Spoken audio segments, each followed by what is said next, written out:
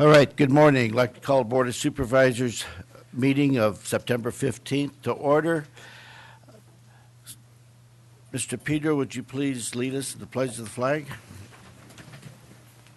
I pledge allegiance to the flag of the United States of America and to the republic for which it stands, one nation under God, indivisible, with liberty and justice for all.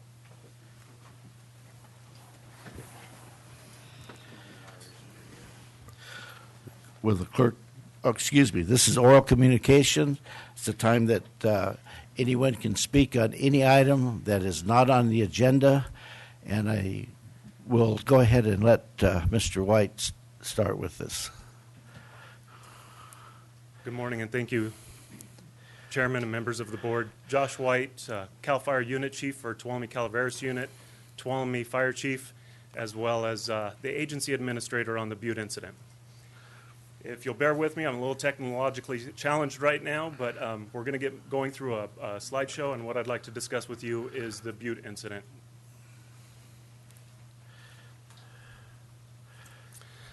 So the Butte incident started on Wednesday, September 9th in Amador El Dorado Unit. That's north of Calaveras on the north side of the McCallamy River drainage. Currently, the fire is standing at 71,523 acres. It's 35% contained. The cause of the fire is under investigation.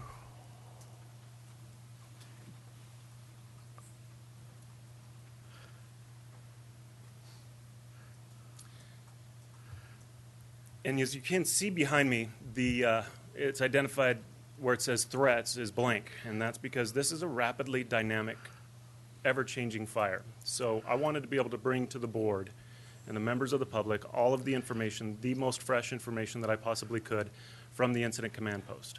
The ICP is set up in Frogtown. I just left there. So the communities that are, what's currently threatened are a number of different communities on the north side and east side of the fire. The communities of Glencoe, West Point, Sheep Ranch, Mountain Ranch, as well as specifically because of the southwest winds that we're experiencing. Well, I'll move to the next in a moment, but I'll specifically talk about, thank you, the communities of Pine Grove as well as Pioneer. So this was a rapidly evolving fire. To date, we have 4,596 personnel assigned to the incident. We have 505 engines, 58 water tenders, 82 hand crews, 118 dozers, 18 helicopters, and 8 air tankers. Currently, there's 6,400 structures that are threatened. 166 residences have been confirmed to be destroyed, 116 outbuildings, as well as 12 structures damaged. Yeah.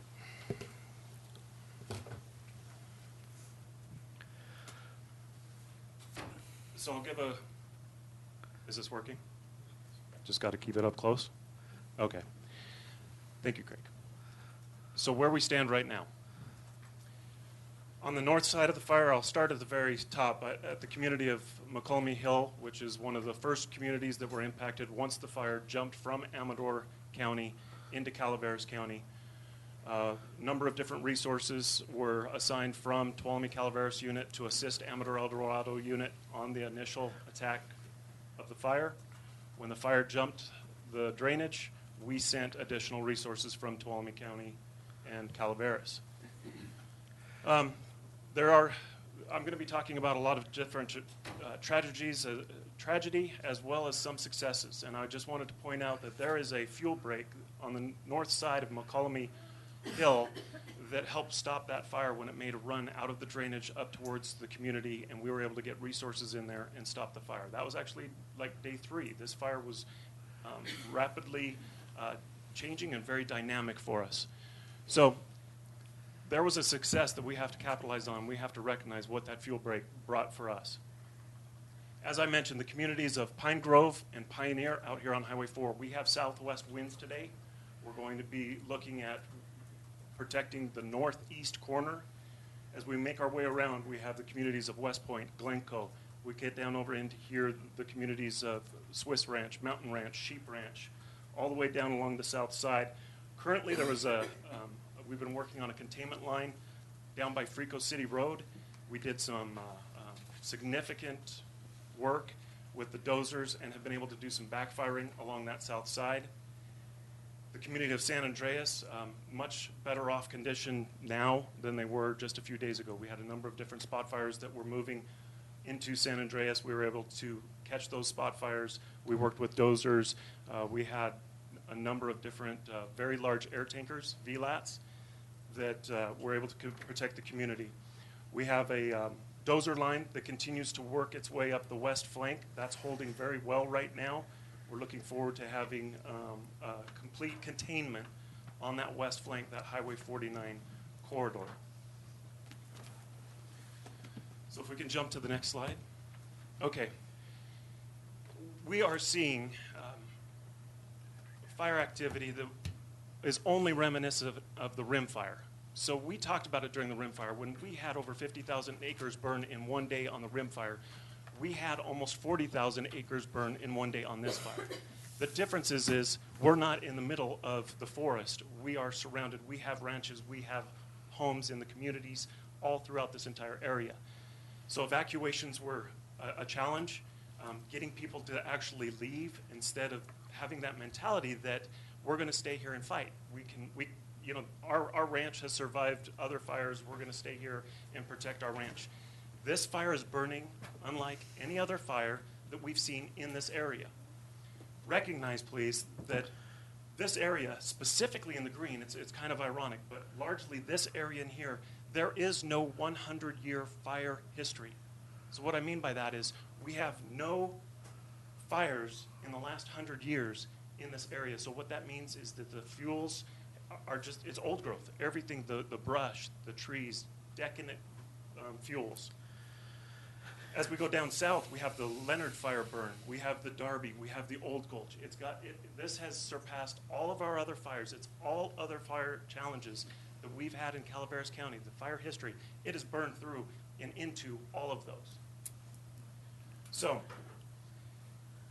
with this record drought that we're dealing with, the fuel moistures, and when I say fuel moistures, I mean the dead fuel, and the dead fuel we're talking, and we've discussed it on the rim fire, and I've done I've attempted to do educating, where it's our 1-hour fuels, our 10-hour fuels, our 100-hour fuels, and our 1,000-hour fuels. And as I say that, just think of 1-hour fuel as your blade of grass, your 10-hour fuel is a stick, your 100-hour fuel is a bigger stick, and your 1,000-hour fuels are your logs. These are at record low fuel moistures. The live fuels, those trees that look green and you think, okay, they're doing okay, they're not okay. We sample the live fuel moistures. They're completely stressed. So we take all of this information and we put it together into what we have worked on and specifically I have to thank Forest Service because they come up with an outstanding product off of the Stanislaus National Forest, energy release component. And we track those ERCs. We are at record high. We are looking at or above where we were with the rim fire. So what that means is it's going to burn hotter. As it burns hotter, we're going to get a lot more spot fires. When the embers go up into the air, there's a receptive fuel bed, and that fuel bed ignites, and these firefighters don't have a chance to be able to get ahead of it. All of these roads in this area, access is incredibly difficult, specifically on the east side. We've made a lot of success on the south side. I was very concerned on day 3. Mr. Pedro and I were in constant communication. I have to thank Sheriff Mealy for reaching out to me constantly, asking me how he could help. But this fire was making active fire runs so similar to what we saw on the rim fire, and it was burning due south. And I thought, I was talking to the experts from Incident Management Team 1 and asking them, what are we looking at? When are we considering that this might impact Tuolumne County? And they're saying it could be within 5 hours at these rates. So, we truly were mindful of that. We had a number of different contingency plans planned on the south side. We had a number of different resources that we were working on other parts of the fire to try to contain it, but we had a plan that if it did not hold at our south contingency line, we were launching everything at it, and the worst case scenario was going to be we were going to hold it to Highway 4. So I just wanted to try to put that into perspective, that how we got here was incredible. Yesterday, we saw some significant fire growth, but comparatively, we're very happy. We had a significant wind change. For the first 3 days of this fire, we had a northwest wind. It wasn't significant. It's not like a north wind event that we are used to. But what we saw was just enough to get those embers constantly dropping in front of the fire.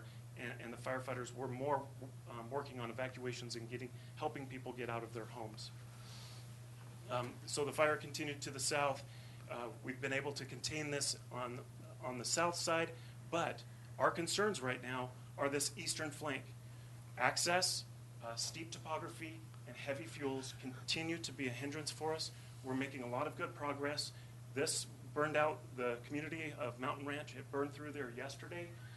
We had a lot of resources. We had a structure group that was embedded in there. I think there was over 50 engines that were specifically just there for the protection of structures. As we look at the Amador side, my hope is that we can, and in the fire service we like to use the term button it up, that we can button up the Amador side. But this run that we had yesterday, pushing it further up on the Calaveras side, continues to be a threat for the community of Amador. Pioneer, Pine Grove, it jumped the fire once with a southwest wind. It can easily jump the fire again. Bear with me because I know that I only have 5 minutes and I don't mean to go over it, but there's a lot of information that I wanted to make sure that I'm sharing with you. We'll give you more time. All right, I appreciate that, Mr. Chairman.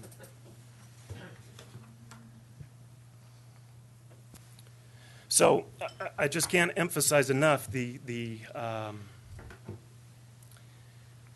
mutual aid that is in the state of California is second to none. It is fantastic. Cal OES has been embedded with us, and they've been sharing resources. They've been activating and bringing in resources from throughout the state and are now reaching out to our neighboring states to request additional resources. Everybody here is also aware of the Valley Fire that's burning across the valley over in Lake and Napa counties, and there's also the another fire burning in Butte that is of grave concern, and of course the Rough Fire that is burning to the south of us. But specifically, locally, I'd like to share my appreciation with the Administrator's Office. Their help with the County of Calaveras has been outstanding, and again, specifically to the Sheriff's Office and Sheriff Mealy to reach out to me and ask him, or for him to ask me what I needed. That has been great.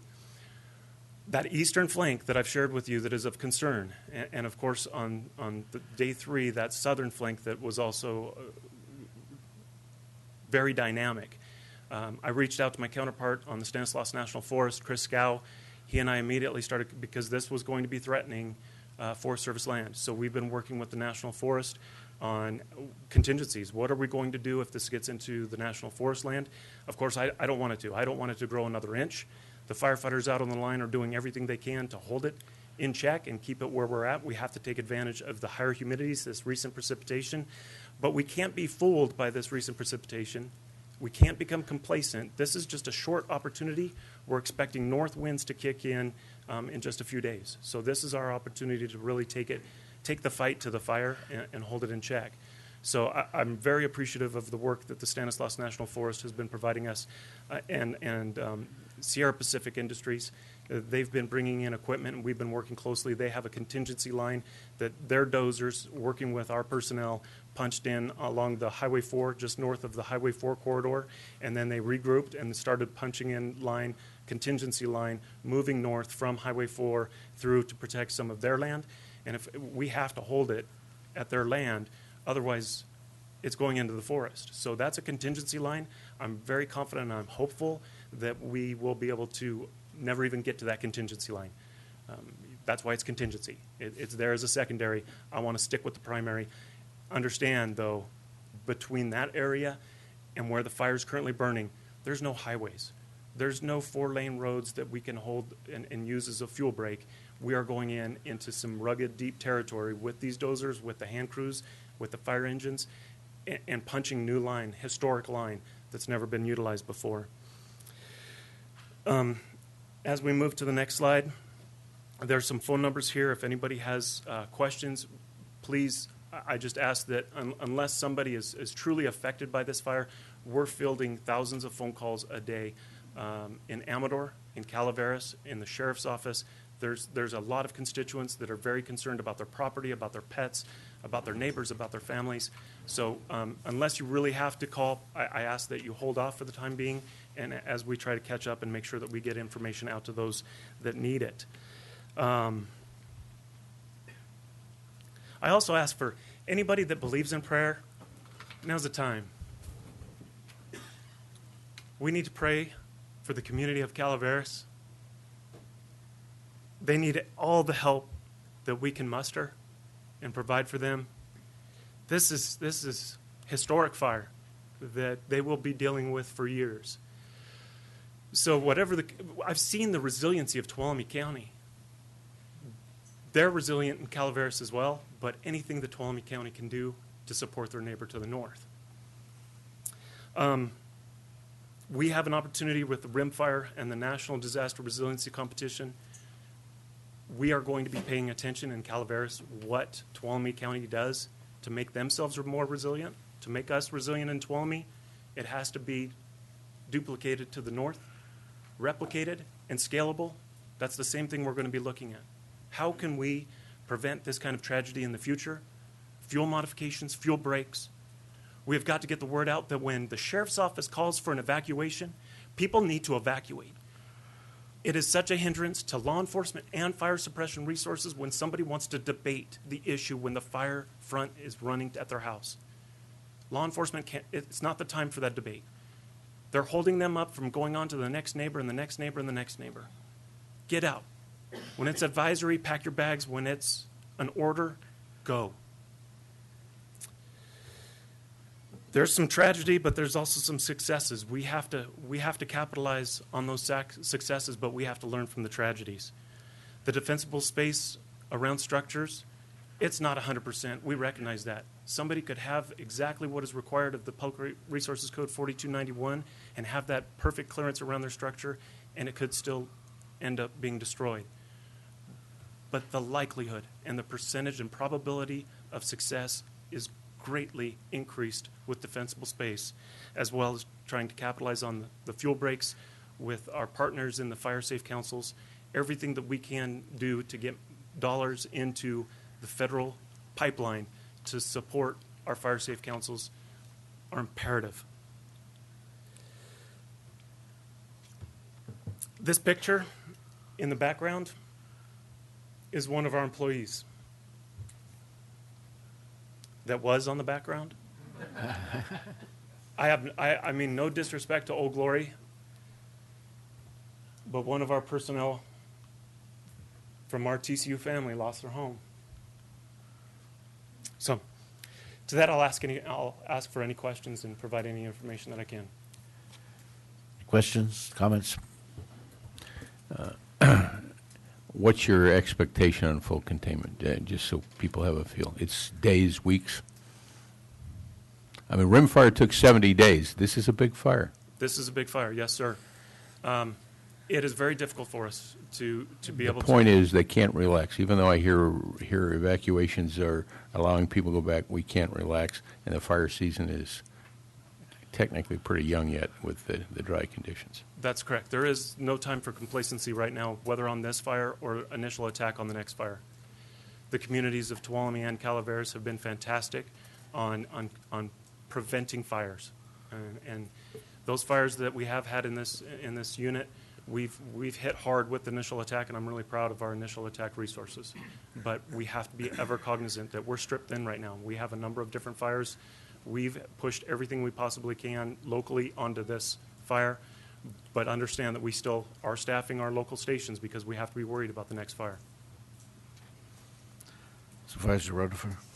Yeah, I'd just like to, since we have a bunch of them here, our fire safe folks, we had a fire that could have gotten out of control as well not too long ago, the Oak Fire, and I think a large portion of the success in knocking that down goes to the Fire Safe Council work that they've done. So just to reemphasize the need to get as much funding out of wherever we can for those kinds of efforts, that's what makes you resilient.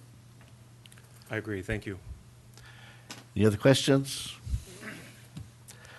Ms. Pedro? Just a comment. To see the firsthand work that's been done over there, it has been outstanding. Always a rough start when these fires get going. But I know your board's aware, but just for the public too, to know how Tuolumne County has responded. Besides from obviously our fire personnel, the sheriff's office has had a half dozen or more officers over there from day one, and that continues. We've had our locally, our air pollution control district with Mr. Stockel, Sandman, working with Dr. Ortiz, who's done a great job in working with county schools to get word out, what's going on and how to advise people as far as air quality. We've had our animal control folks, our animal control department helping Calaveras County, as well as any number of individuals and nonprofit organizations, particularly with the animal issues, which are huge. We're talking hundreds of livestock of all different array, and dogs and cats and things that are important to people. And Tuolumne County characteristically has responded. I believe there's been consultation with the roads department, even how to document and recover from some of these things. We've also been providing some consultative services to Amador County, as well. And I'm going to keep the name out of it, but just to talk about human loss, Josh appropriately mentions someone losing their home from the CAL FIRE employees. We had one of the Red Cross folks that we depend upon the most. I'm going to keep the name out right now, but she had just enough notice to go get her own personal animals, and as she left, her house burned. And yet she went back to work, and she continues to this day, helping people with evacuations and shelters. So when you hear these calls for help, financial assistance, to people, this is the biggest fire that I've seen, the most destructive fire in terms of homes and whatnot that I've seen in this region in my time. And we need, as a community, as we always do, to rise to the occasion and help these people. Thank you. Any other comments? Thank you, Josh. Thank you.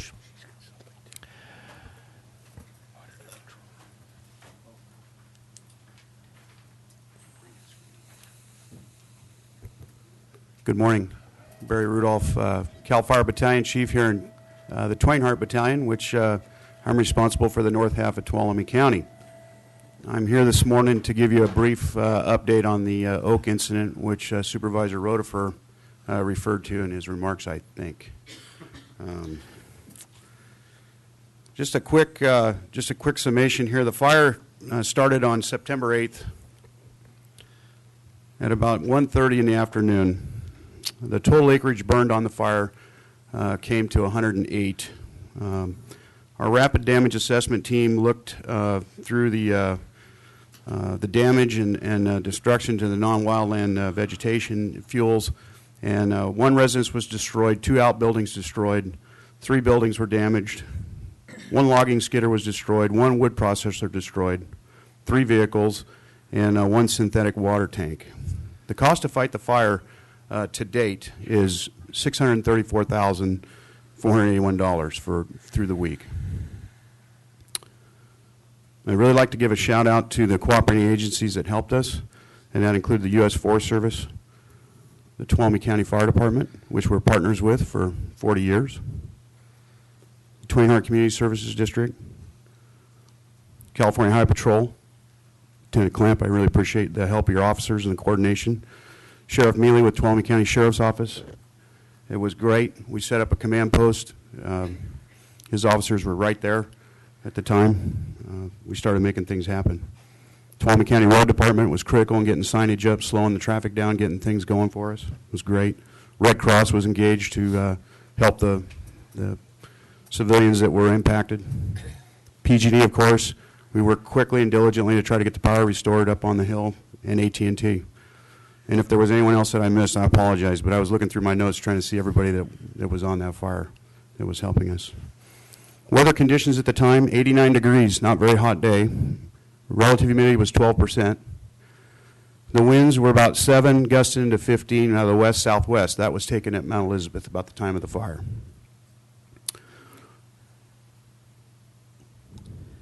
Staffing and equipment, I captured some numbers from the peak of the fire for you. At the peak of the incident on the first day of the fire, we had 250 personnel, 23 engines, 7 crews, 2 dozers, And I'll note that there was a private dozer from a landowner that was also working part of the right flank of the fire, which played a role also in helping us out. There was one air attack, one lead plane, 4 S-2s that were flying out of Columbia, which the fire is basically in the landing pattern of Columbia, so you can imagine how busy that was in there. So that was there. One very large air tanker, which is a DC-10, and I'm sure most of everyone in Tuolumne County saw that flying around.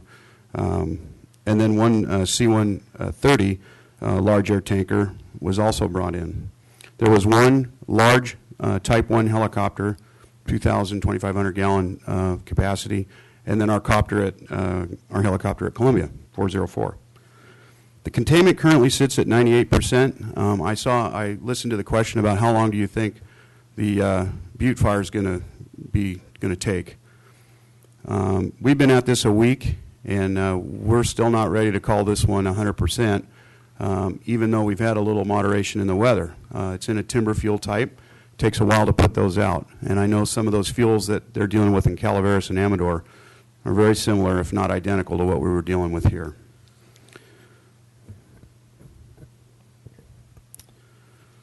So just some general information here. It started initially as 2 fires, and if you were down here in this area, you could see that.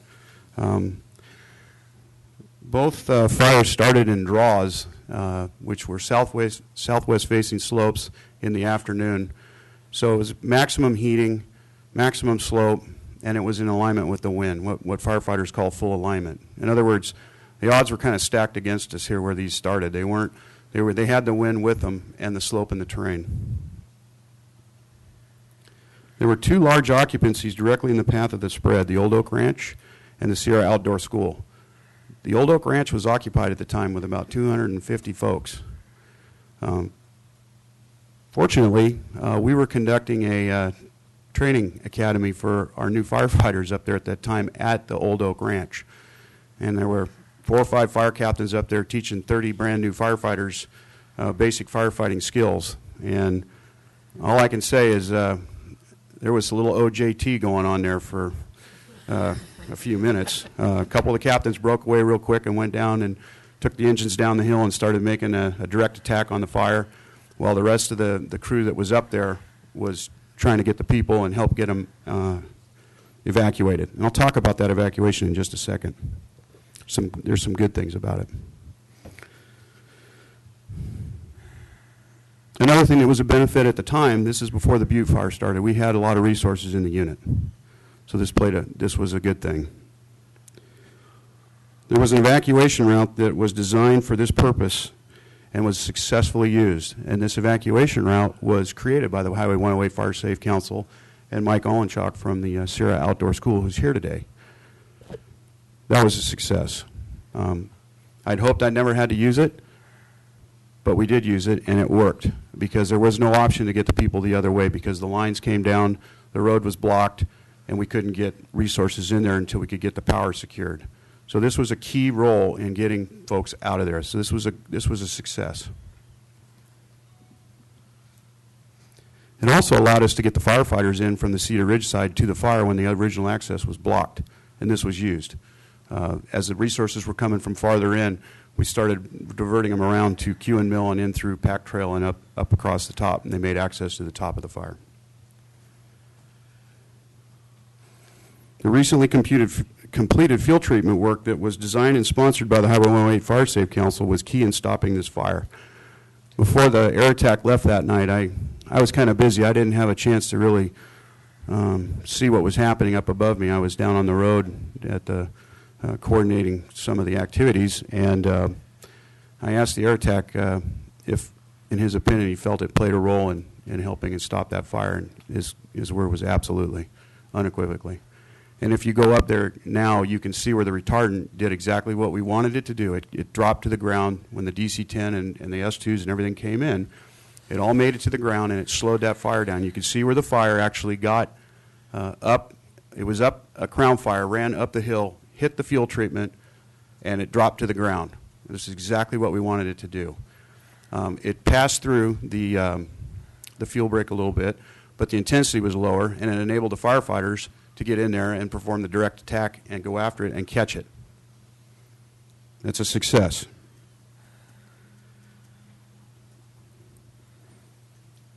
Chief White talked about the status of the fuels. I can't impress upon this board and this community how stressed these fuels are right now. Bug-killed timber in the area contributed to the extreme fire behavior that was observed. Fortunately, the surrounding bug-killed trees were not involved. We were able to stop the fire before it got to those. But normally what those trees would have been considered a live fuel, which is measured over the trend of a season, are now measured in hours, days, and weeks. Those are considered, it's essentially what I refer to as just tall grass, because it's going to burn just like that. It's dead brush, and it just has an extreme spotting and torching potential that can loft materials way high into a convection column. And my biggest fear was that something was going to get thrown down into the bottom of 5 Mile Creek, and it was going to run towards turn tail and run towards Cedar Ridge, or run back up as a slope reversal and impact the Old Oak Ranch and the Sierra Outdoor School again. But that didn't happen, in large part because the fuels had been taken off the ridgetop there through the work of the Fire Safe Council.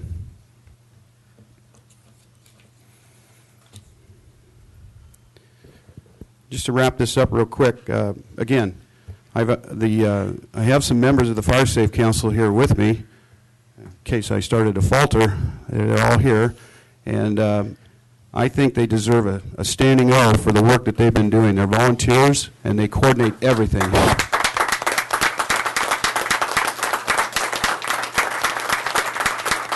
And I'd like, real quick, Glenn Gottschall to come up and introduce the board of directors that are here with you. And while he does that, I'll just kind of point out on the maps over here kind of what we have.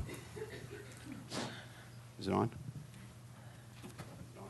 Is it on? Is it on?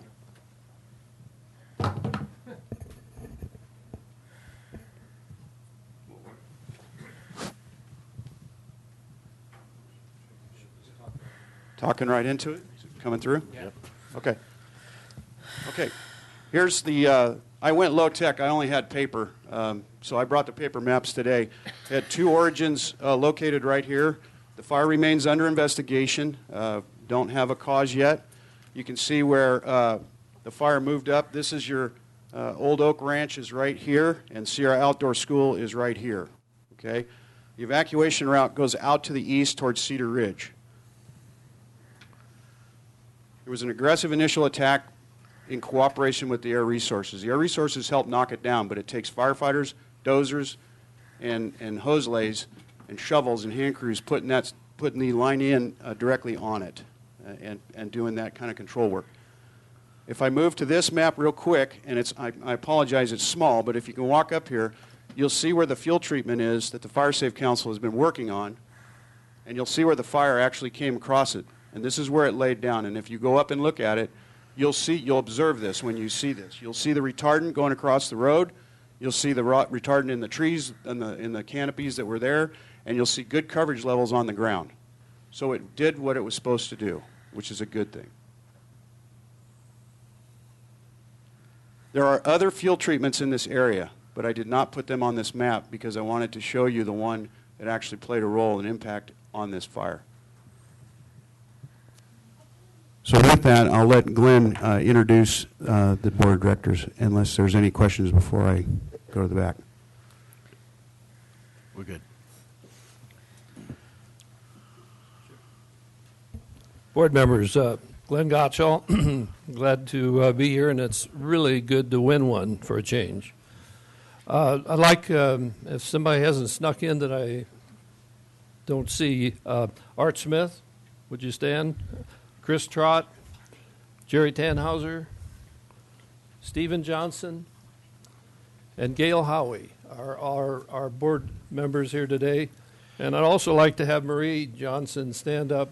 Marie is our accountant. She keeps us on track with money. So these are the people that really make this thing work.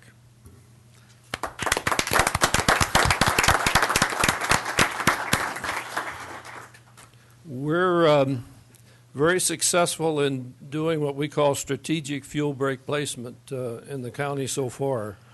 But what we really need to do is not only start maintaining those facilities, but we need to get other communities to start working with us to expand this system, because this is just a start.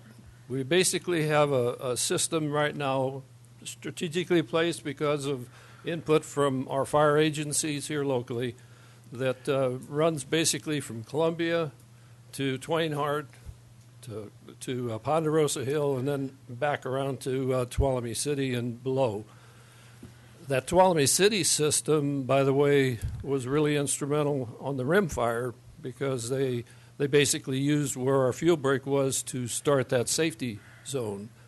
If that fire had crossed the North Fork of the Tuolumne, that system would have been hopefully as helpful as this one was here. So at any rate, we're anxious to have people contact us. We can be reached at tuolumnefiresafe.org. That's our website. You can email us if you're interested in working with your local community and getting something started for a fuel break or for any fire safety needs in your area. So unless you have some questions. Yes, Sherry. No questions, just a quick comment, and I want to thank everyone for all of their efforts. And I just praise the efforts of our volunteer Fire Safe Council. I believe, are you in the planning phase for next year for projects? It's starting. A lot of our grant opportunities occur sporadically through the year, but basically a lot of agencies get their funding now, so yeah, it's starting. So I guess my plea is to the public.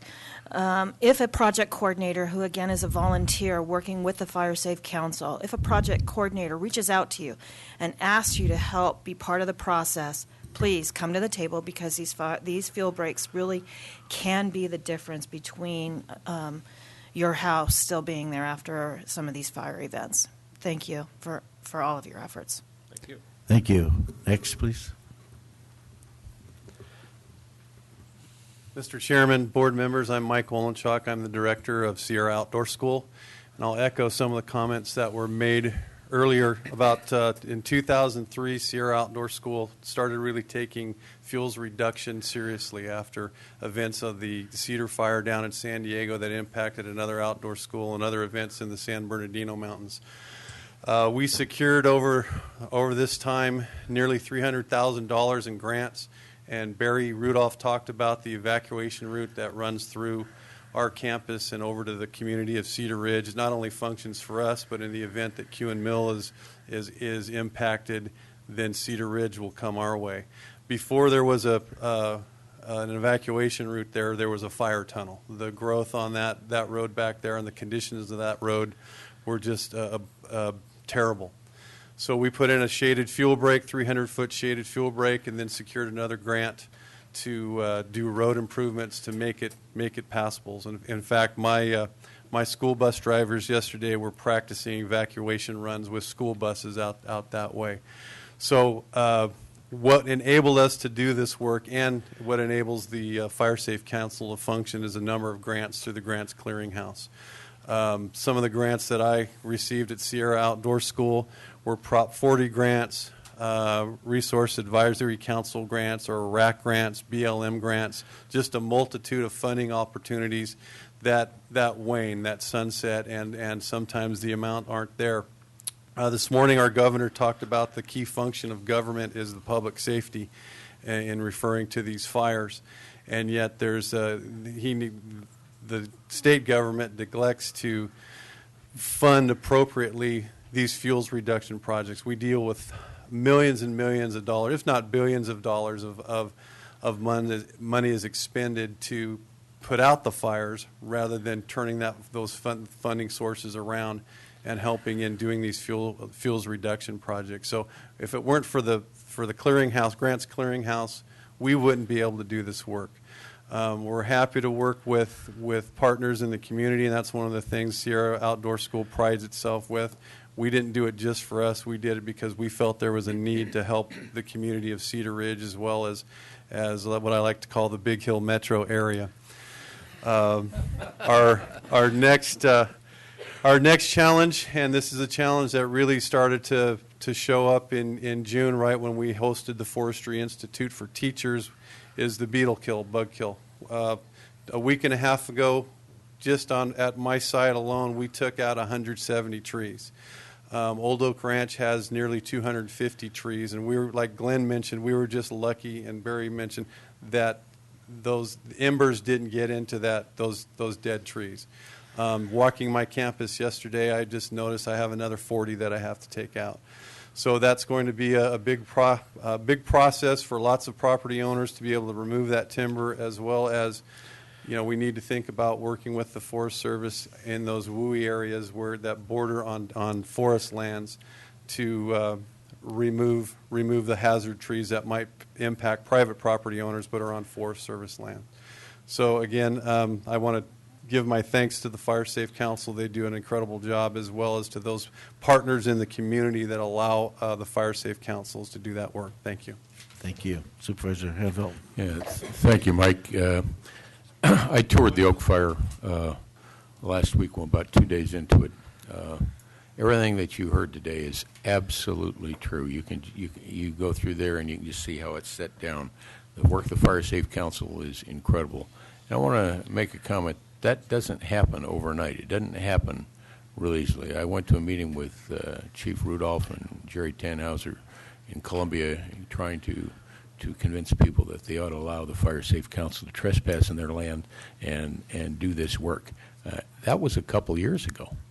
And that work up there just got completed not that long ago. We can thank everybody who had anything to do with that, but that was just almost just in time.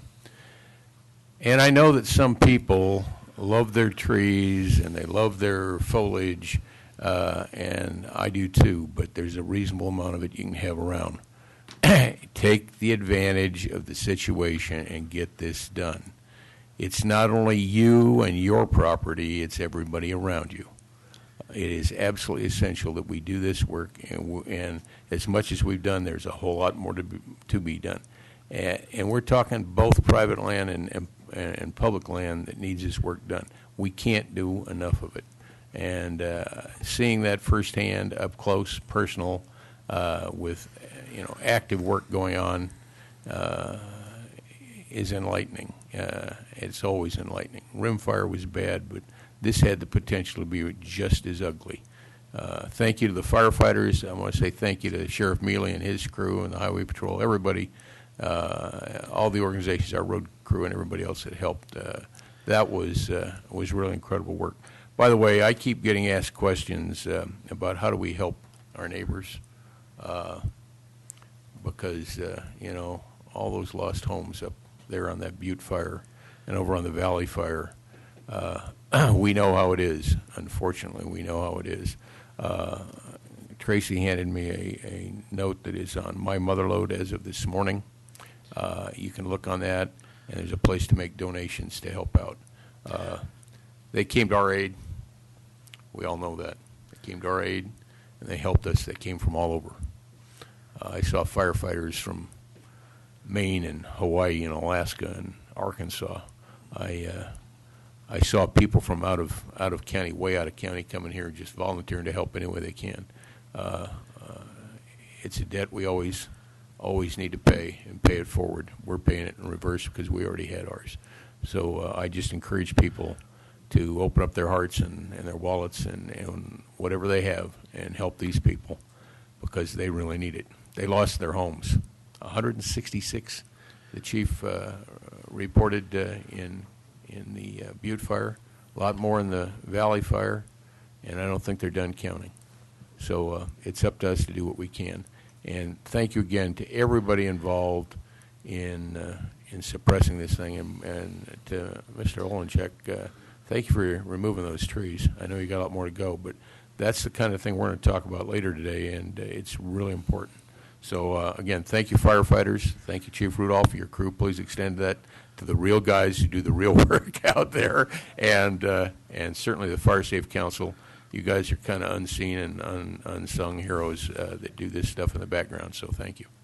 Well said. I would like to get some board consensus here to extend the I move we extend. All right. So please come forward, more public comment. Thank you. Good morning. My name is Susan Lipscomb. I'm an in-home supported services provider.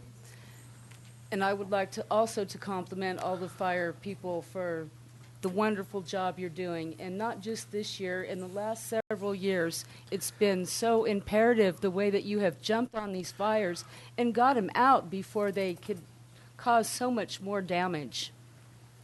I would like to ask the board about funding for helping our elderly and disabled people to do their yard work and to make their places fire safe.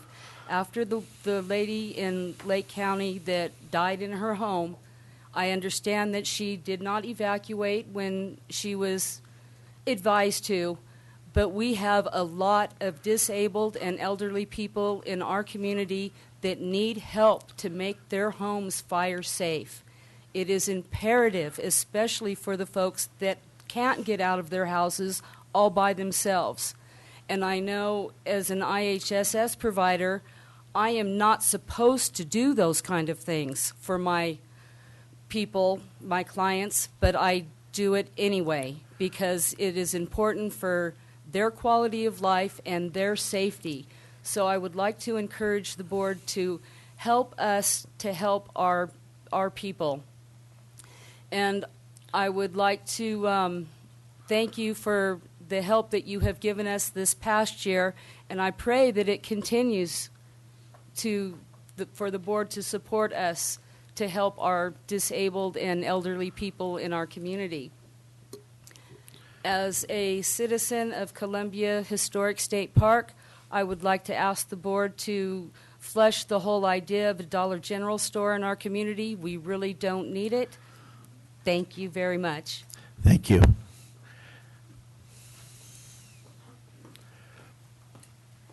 Good morning. Dr. Ortiz, health officer, as you know. Late breaking news, which happened while we were starting public comment, was that the air quality has been measured to be good. So a little bit of good news, and it's going to be good for the foreseeable future in the next couple of days. So as a health officer, my recommendation is that we do not need an air quality alert currently, but of course we are monitoring that closely, and we'll change that if we need to. And then just to sort of go off of what Supervisor Rotifer was saying about defensible space, this is also National Preparedness Month. So just a reminder for everybody to be prepared, whether that's taking down trees around your house or having a plan to call your family members or having water and food and or dog food available. Just something that we need to think about, which most of us are reminded about when we are seeing all these tragedies going on. So that's all I have to say. Thank you.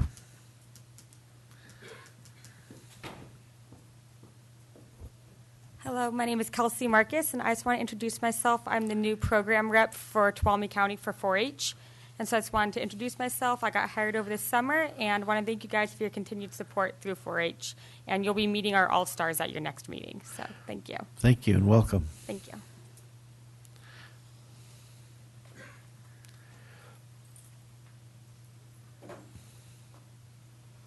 Hi, my name's Susie. I am a homemaker. That is not a joke. I live in Leisure Cedars. That is a joke. It's a very bad one. I live in Leisure Pines, and they're all dead. And the ones that aren't dead are going fast. I've got some pictures here I can show you guys. We've been talking very seriously today about fire breaks. There are so many dead trees in our community. We can't cut them down fast enough. We can't buck them up fast enough. And we can't get rid of the firewood fast enough. And there within lies a huge, huge problem. Just cutting down these trees is not killing these beetles. Yeah. We do have this as an agenda item. Will you be here a little bit later? I will stay as long as my 2-year-old will allow.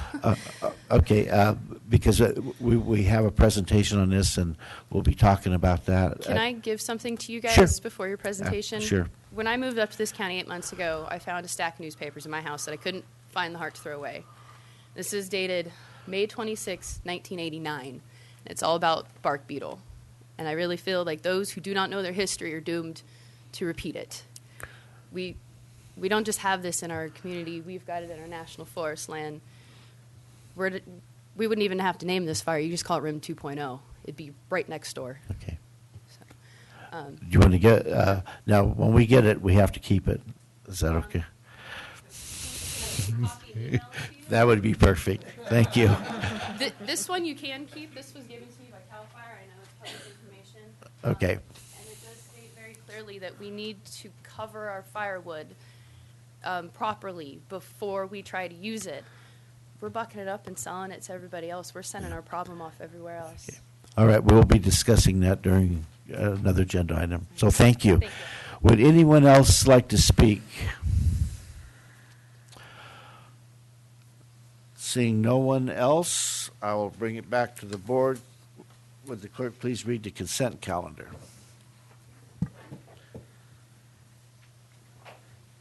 Minutes of the meeting held September 1st, 2015.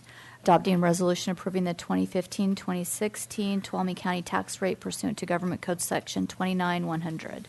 Adopting a resolution accepting the offer of dedication of a public road and public utility easement for Soulsbyville Road in Mono Vista, and accepting said public road easement for maintenance and inclusion in the county-maintained road system.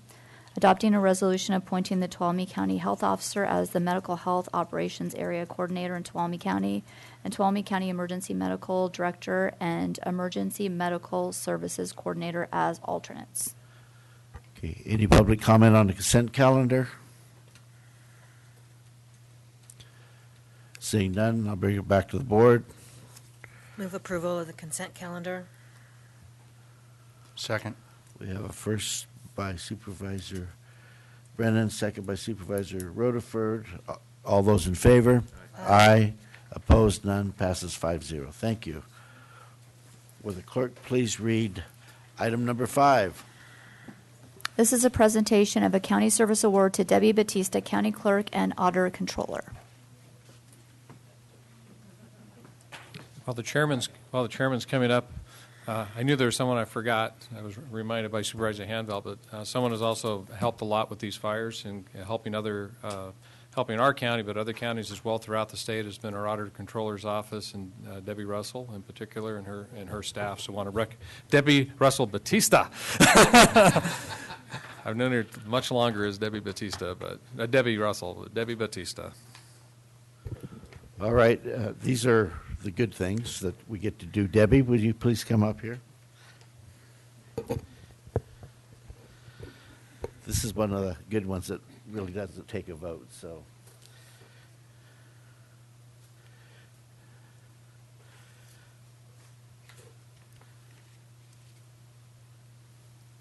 She's the only one that works for the county that's shorter than me. Hey, I'm Italian. That's better. Pretty good, huh? Okay, so I'm going to read a few things here. Debbie was hired as a senior accountant in September of 1990.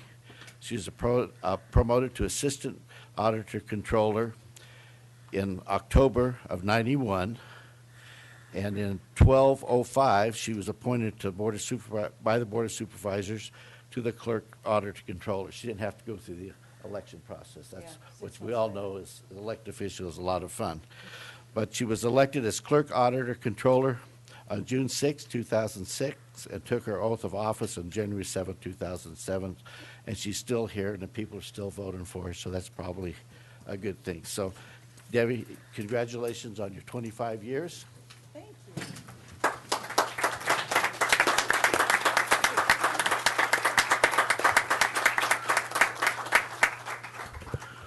Okay, would the clerk please read item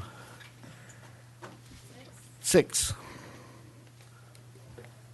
This is consideration of approving a certificate of recognition to the Auditor Controller's Office being awarded the Certificate of Achievement for Excellence in Financial Reporting from the Government Financial Officers Association of the United States and Canada.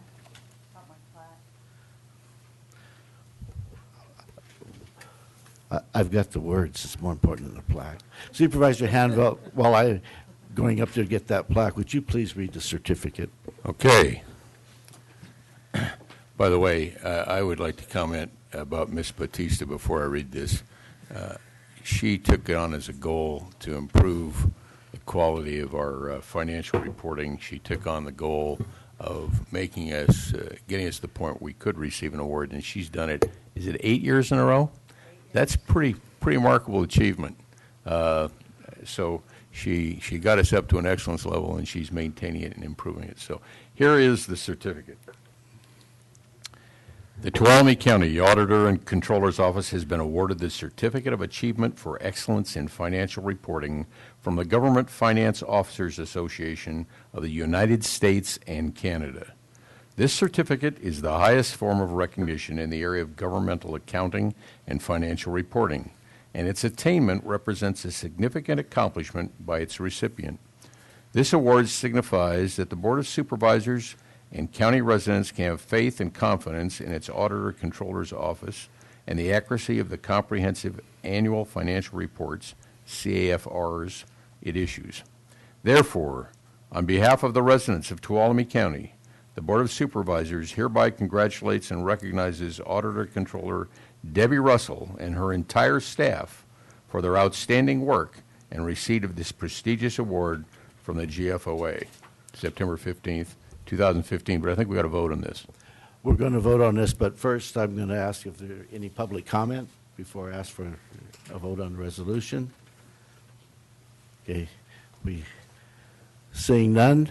Mr. Chairman, I move we approve the certificate of recognition. Okay. I'll second. We have a first by Supervisor Hanvelt, second by Supervisor Roderfer. Any other comment? Call for the vote. All those in favor? Aye. Opposed? None. Passes 5-0. But before I present this certificate of achievement for excellent in financial reporting, I want to read a few lines here. It's with great pleasure for the 7th time that I announced that 8th time, okay, that our Auditor Controller's Office has been awarded the Certificate of Achievement for Excellence in Financial Reporting from the Government Finance Officers Association, the GFOA, of the United States and Canada, headed by Auditor Controller Debbie Russell. You want me to say Batista Russell? Or? Okay.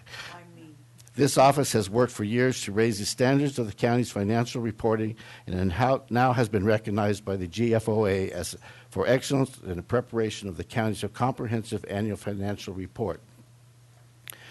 Again, this is no small feat, which speaks well not only for the Auditor Controller's Office, but the County of Tuolumne in general. To win this award, the county's financial reports must be clear, complete, accurate, and delivered in a timely manner. Relatively few organizations even attempt to achieve this level of recognition for its financial reporting, let alone receive it. What does this recognition mean to Tuolumne County? It means that the Board of Supervisors and county residents can have faith and confidence in its Auditor Controller's Office and the accuracy of the financial reports it issues.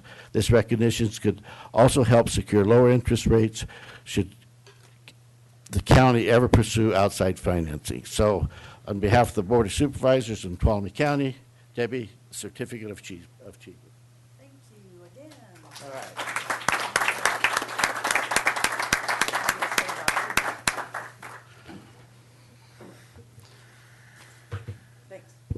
Thanks. Deborah Marie Riley Russell Batista. Okay? On the GFOA, this is not a one person, this is really a teamwork. It's Joyce Miller putting together the financial statements, and with all the constant changes that GFOA has. As you may or may not know, I'm sure CSAC is talking to you all that we're going to implement GASB 58 and 58 this year, 59 next year. We will be booking our unfunded liability for PERS this year. So when you see the numbers, please don't have a heart attack. And Jessica Tucker putting in the stats. Cody Key doing all of the work for the property tax so we can book that. It is the whole office working together to put the financial statements, it's well over 100 pages, together so that we can send it off to GFOA so that other entities can review it, have comments on it, and award the award whether or not one gets it or not. So it's the staff who puts in all the hard work. And I really, truly want to thank all of them because they all contribute to the award. Thank you. Thank you.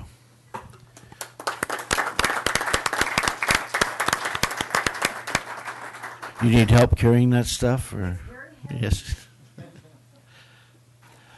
Clerk, please read the next item. Okay, item number 7 has been pulled and will be heard at a later date. So we're going to go on to item 8. That is consideration of approving the disadvantaged business enterprise plan for Columbia Airport.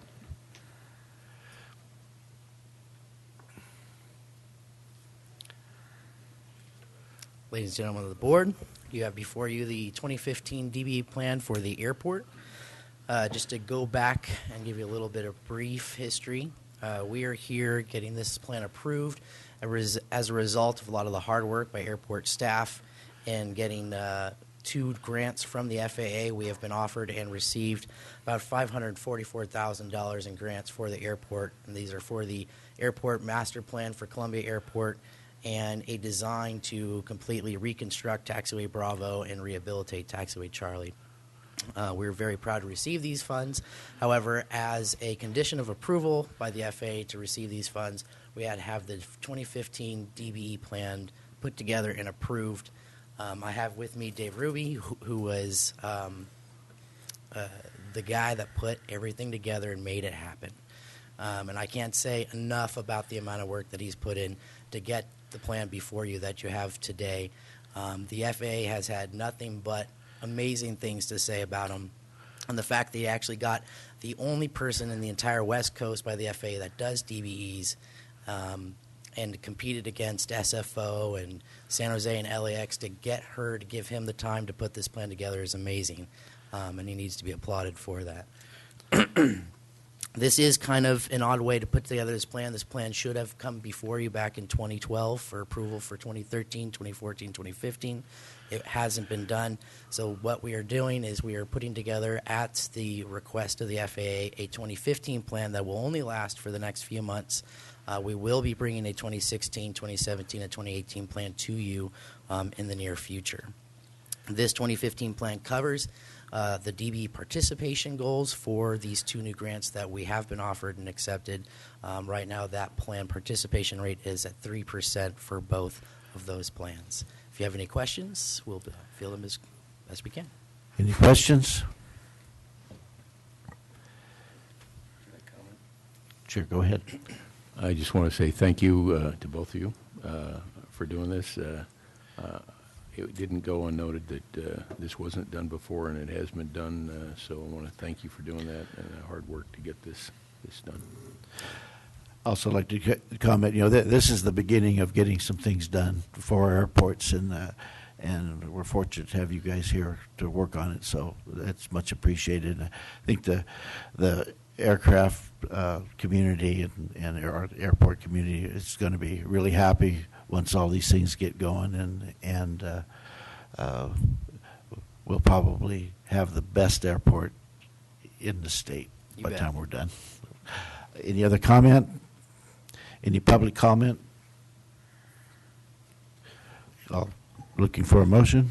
Mr. Chairman, just a quick comment before I do make the motion. Again, echo what my colleagues have already said. This should have never gone this long without getting done, and I really appreciate the efforts that you all have put in. The longest journey begins with a step, and this is a good start. So, and with that, I'll move to approve the Disadvantaged Business Enterprise Plan for Columbia Airport. Second. I had a Supervisor Brennan beat you this time, Randy. So we have a first by Supervisor Roder, second by Supervisor Brennan. And now I'll call for the vote. Any more public comment before I call for the vote? Seeing none. All those in favor? Aye. Aye. Opposed? None. Passes 5-0. Thank you. Thank you. Clerk, please read item 9. Consideration of adopting a resolution continuing the local state of emergency as required by the California Emergency Services Act, Article 14, Section 8630C. Ms. Riggs. Good morning, Tracy Riggs, County Administrator's Office and OES Coordinator. As your board is aware, you are required to review and renew and/or terminate the local proclamation for local state of emergency every 30 days. Unfortunately, you get to see me quite often in some months because there's more than 30 days between the first Tuesday of one month and the next Tuesday of the next month. So here I am again. I will give you a few more updates on the what we've been doing with drought. We do continue to meet weekly to go over those individuals who've been affected that either are in the process of needing to get tanks installed and or the State Water Board and Department of Water Resources where we're trying to get permanent connections. Right now we are still at 215 dry wells. Now, Mr. Kostlevy, our environmental health director, does have a few intakes that he's still working on, but we have seen it slow down. He confirmed that during our meeting yesterday. So that's a bit of good news because, as you know, there for a while we were all scrambling, trying to keep up just with the phone calls that are coming in. There's still a lot of administration and coordinating that takes place. That means 133 water deliveries. Some of these are getting water deliveries because of the number of people in their homes on a weekly basis. Mike McConnell, who is the licensed water hauler for ATCA, has been doing an amazing job in coordinating this. He has the cost per gallon with delivery down to 8 cents per gallon. So he is doing everything that he can to make sure that he's doing this as efficiently as he possibly can. We have 37 homes that we are working on with the Department of Water Resources and State Water Board trying to have permanent connections. As each time Mr. Pedro signs the certification for reimbursement for ATCA, one of the notes on there is that the County of Tuolumne will continue to work towards permanent solutions to mitigate future impacts of the drought. Now, that sounds really good, but we all know that that's quite impossible in some parts of our county as there's no public infrastructure. So we are working, this group that we have is working as hard as we can for any permanent solutions where we can. And for others, we work with them to ensure that they have potable water delivered to them on a timely basis. We do have the monthly task force meetings. The next one is not until October 8th. And I'm happy to answer any questions you might have about the status of the program.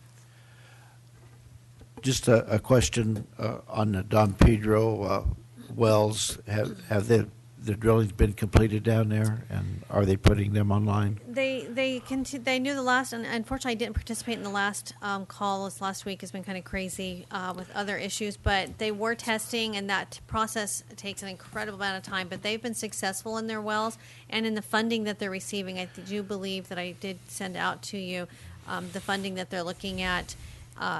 Everyone has been great advocates, but yes, they are getting those online, and we hope to have those in place in time for when, in the event that because our reservoirs, even if we're seeing a little bit of precipitation and a decline, or I won't say a decline, a slowdown in the intakes we're receiving for dry wells, our reservoirs are still quite empty, and we are worried about our water districts.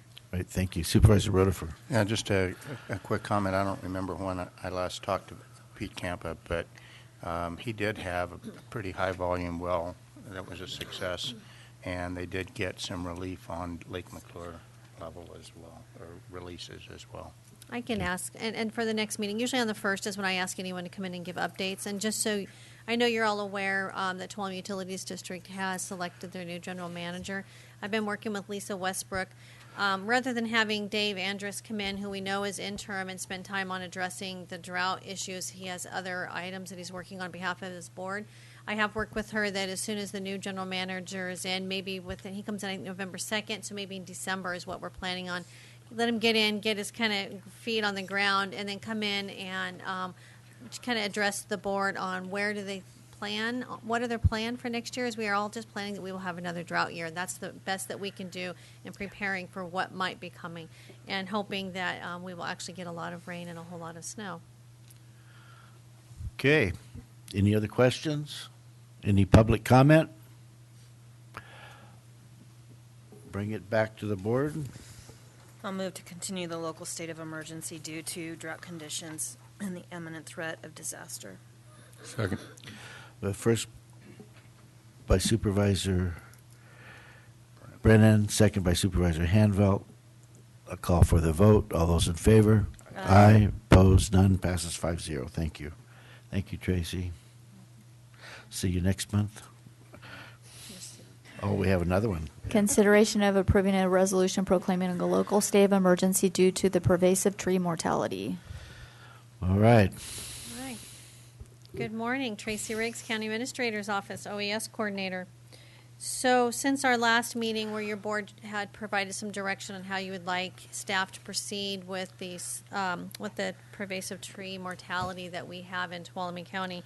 So within your memo, you see where we've talked about the public safety and essential services. One of the key mission of emergency services, whether it be local, state, or federal, as you've already heard, is public safety. And also ensuring that we have essential services and access to essential services. So roads, power, communications, trees falling on homes. You will see that we added some pictures in here where we've had just that. One more recent where a tree fell on a home, one not a little bit older, where that one was much more, the damage looks like it essentially cut that building in two. And then the other, when it comes to essential services, our water supply. There are two pictures, one of them being where you see it's a sunny day, but a tree went through the flume. We have these wooden flumes and metal flumes throughout Tuolumne County. It's an old system. It doesn't take much to take water out to thousands of people in our county. The other one is when we had some snow. So we have rain, we have a dry condition, and we also have where we have wet conditions and cold conditions. That can cause similar issues where we have another flume that was destroyed and some damage that was taken, resulted as from the weather that we had. So we know that even when we didn't have the number of dead trees that we have now, we had issues. So I am concerned, what will we have with the number of dead trees that are out there? And if we do get some rain it's one of those double-sided coins here. We want the rain, we want the snow at the same time. It may cause more issues with what we're facing out there. So with that being said, before we go into the task force, which I'm going to defer to Mr. Pedro, is that coordination of resources, I think that's key. You've seen is how we've done that with the drought. We know it can happen when you bring in multiple agencies, both state, federal, local, nonprofit, and private. We can accomplish much, much more than what we can do individually. And so I think that's the way that we've been looking at approaching this. I did, when Mr. Pedro and I were over in the Calaveras EOC last Friday afternoon, we spent some time with Cal OES representatives, Eric Lamoureux. And Eric was actually, I did relay to your board how he said, so far the word is no on CDAA. However, I want you to know, he was praising your board and our steps, in fact, that we are so open to other types of resources, that we're not just solely focused on the governor giving us CDAA, but helping to coordinate any type of resource that might be available. And they are actively working on that. They actually had a meeting where the state executive office was meeting exactly about our resolution and the information that we have given them, including what we had found regarding San Bernardino, San Diego, and Riverside, where they had, and I don't remember it was MASS, but it was a mountain area strategic task force of sorts, doing exactly what your board has directed us to try and do here. So they know it's worked in the past. They're looking at it. I'm feeling positive. We also recently had Debbie Franco, who has been a great advocate. She's with the Office of Planning and Research in the governor's office. She, Supervisor Hanvelt had sent me the invite for 2Care. She's actually taking the day to come up and go through that tour herself. So she's been amazing. I'm excited that she's willing to take the time and is committed to do that, and we will continue to keep her close and giving her information. With that being said, I'd like to defer Mr. Pedro about the task force and where we're at with that. Yeah, members of the board, let me just back up and say that the task force, CAL FIRE has taken, has volunteered to take the lead on that. We've had one meeting. There's so many stakeholders that are going to have to be touched, through this overall effort. But we started with a group that represented CAL FIRE, the Forest Service, SBI. We had PG&E. We had the Fire Safe Council, SWIFT involved, and there's others that need to be involved. But everyone's been a bit busy during the season. At this point, we've talked a lot of options just to get the discussion going. We've talked about resources that we all have to bring to bear. One of the most important resources to start with is just information on how big the problem is, where it exists, where it may be going. And that's been actually amazing to hear what everybody does have available. so that you always want to make sure you have good information to define the problem and then come up with the best alternatives to move on the problem. So there's been a lot of focus on that. Did have one follow-up meeting with folks, again, who you saw here today, Fire Safe Councils for both Yosemite Fire Safe Council for the 120 corridor, 108 Fire Safe Council, and SWIFT, because these are really knowledgeable, experienced people to get their input specifically on how to go from just being knowledgeable about this to going, I've been using the term operational, because I know that's where this board really wants to go, is not just talk about it. We want to get operational and get out there and make something happen. Part of that, important part of that is going to be funding. Where can we get funding and resources to make this go? And that's going to take some time to figure that out. That's integral, because it's not going to be free. Some of this the marketplace could take care of some of that. There's some marketable trees out there, as we mentioned last time, that SBI could be interested in.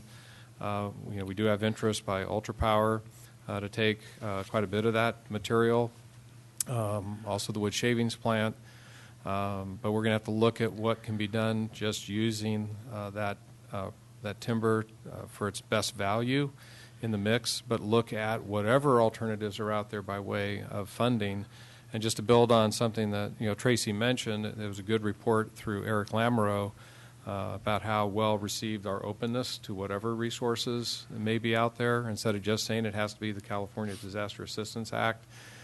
Just in a phone call yesterday on NDRC, they're big about trying to leverage funds, and mentioned that we're going down that avenue with this very action today.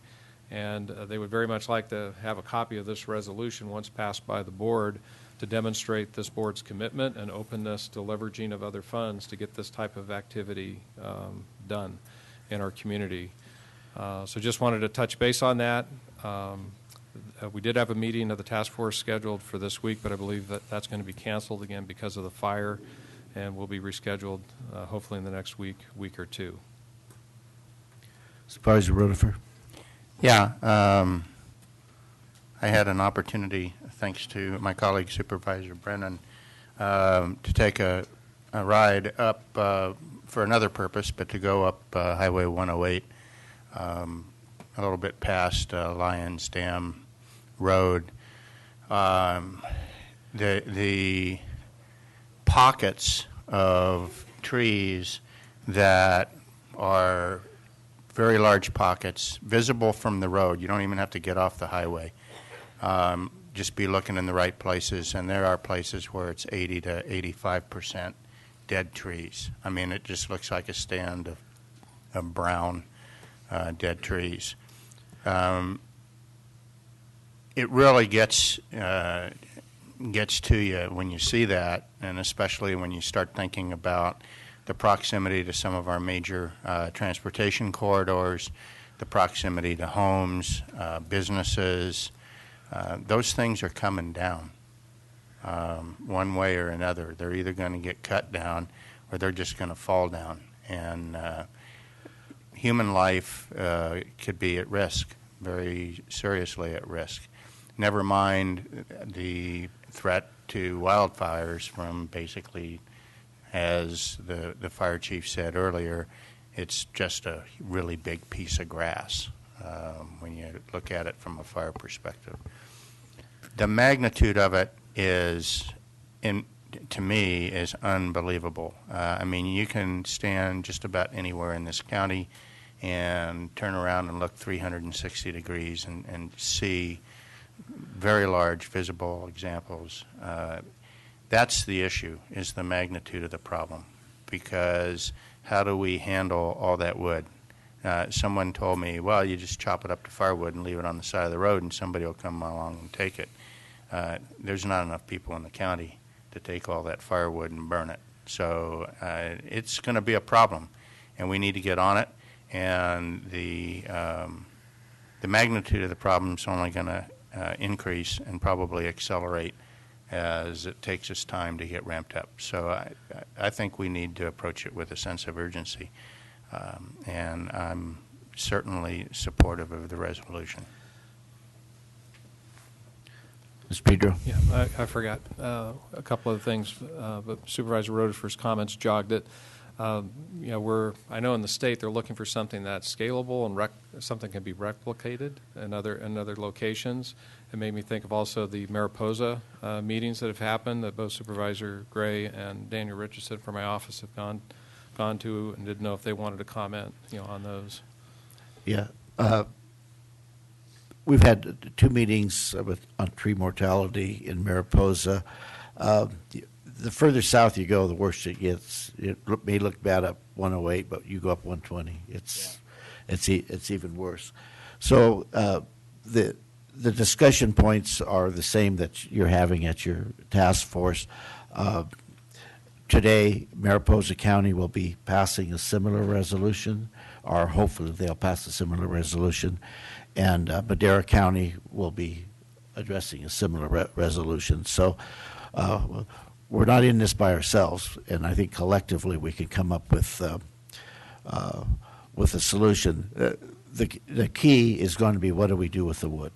And whether it's biomass, whether it's log decking for a while, until you have a place to actually saw it up. Those are the things that we're going to have to figure out. Daniel, do you want to add anything? Or you think, okay. So we're not in it by ourselves. We're working collectively to try to figure out a solution, and definitely we're sharing everything. So, Tracy, did you? Just 2 things, real quick. I have been asked twice to confirm that our focus right now, through this resolution, is on private lands. And I confirmed that was true. Well, we all know that this is pervasive, and it does not just stay within the boundaries of private lands. They recognize that they don't have any jurisdiction over federal, so that's why I just want to make sure you know they've asked me to clarify that twice. Second, as you talk about where do we take this wood, and I want to say this because Rick Carter with Pacific Ultra Power is here. He did send us in a proposal. So again, and we'll share that with you. We haven't had time, Craig and I have not had time to discuss it, just looked at it this morning. But he's here. It's just a perfect example of a private industry out there willing to step up, being creative, and trying to be part of the solution. And as we know, that's what makes all of this work. So, and that's what makes all of this, even though it's a terrible problem, but that gets me excited about the whole process, is when we pull everyone in and we can make a difference. So I want to let you know that he was here in case you had any questions for him or anything that he could offer. Supervisor Rotifer. Yeah, I appreciate your comment about focusing on public lands, or private lands, I'm sorry. But I do think that it's worth us going on the record with the federal agencies that where their lands impact our transportation corridors and our homeowners, that they have a responsibility to take care of those lands.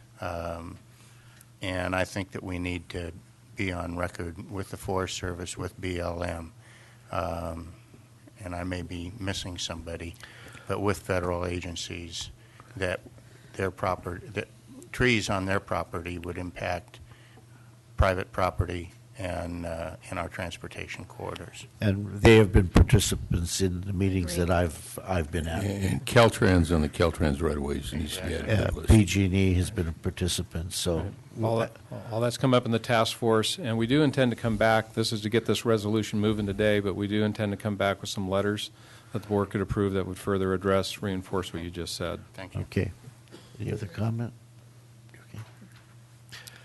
I'm sorry, one more thing, just real quick, because I didn't point this out. When council was reading over my resolution, I used the wrong word. I had citing in there, and it was with the S and not the C. So thank you, Sarah, for catching that. So that's been corrected. It's not in the one that you have, but the one that you will sign later will be the correct word in there, just so you know. All right, thank you. Any other comments before I open up to the public? Seeing none, public comment, please.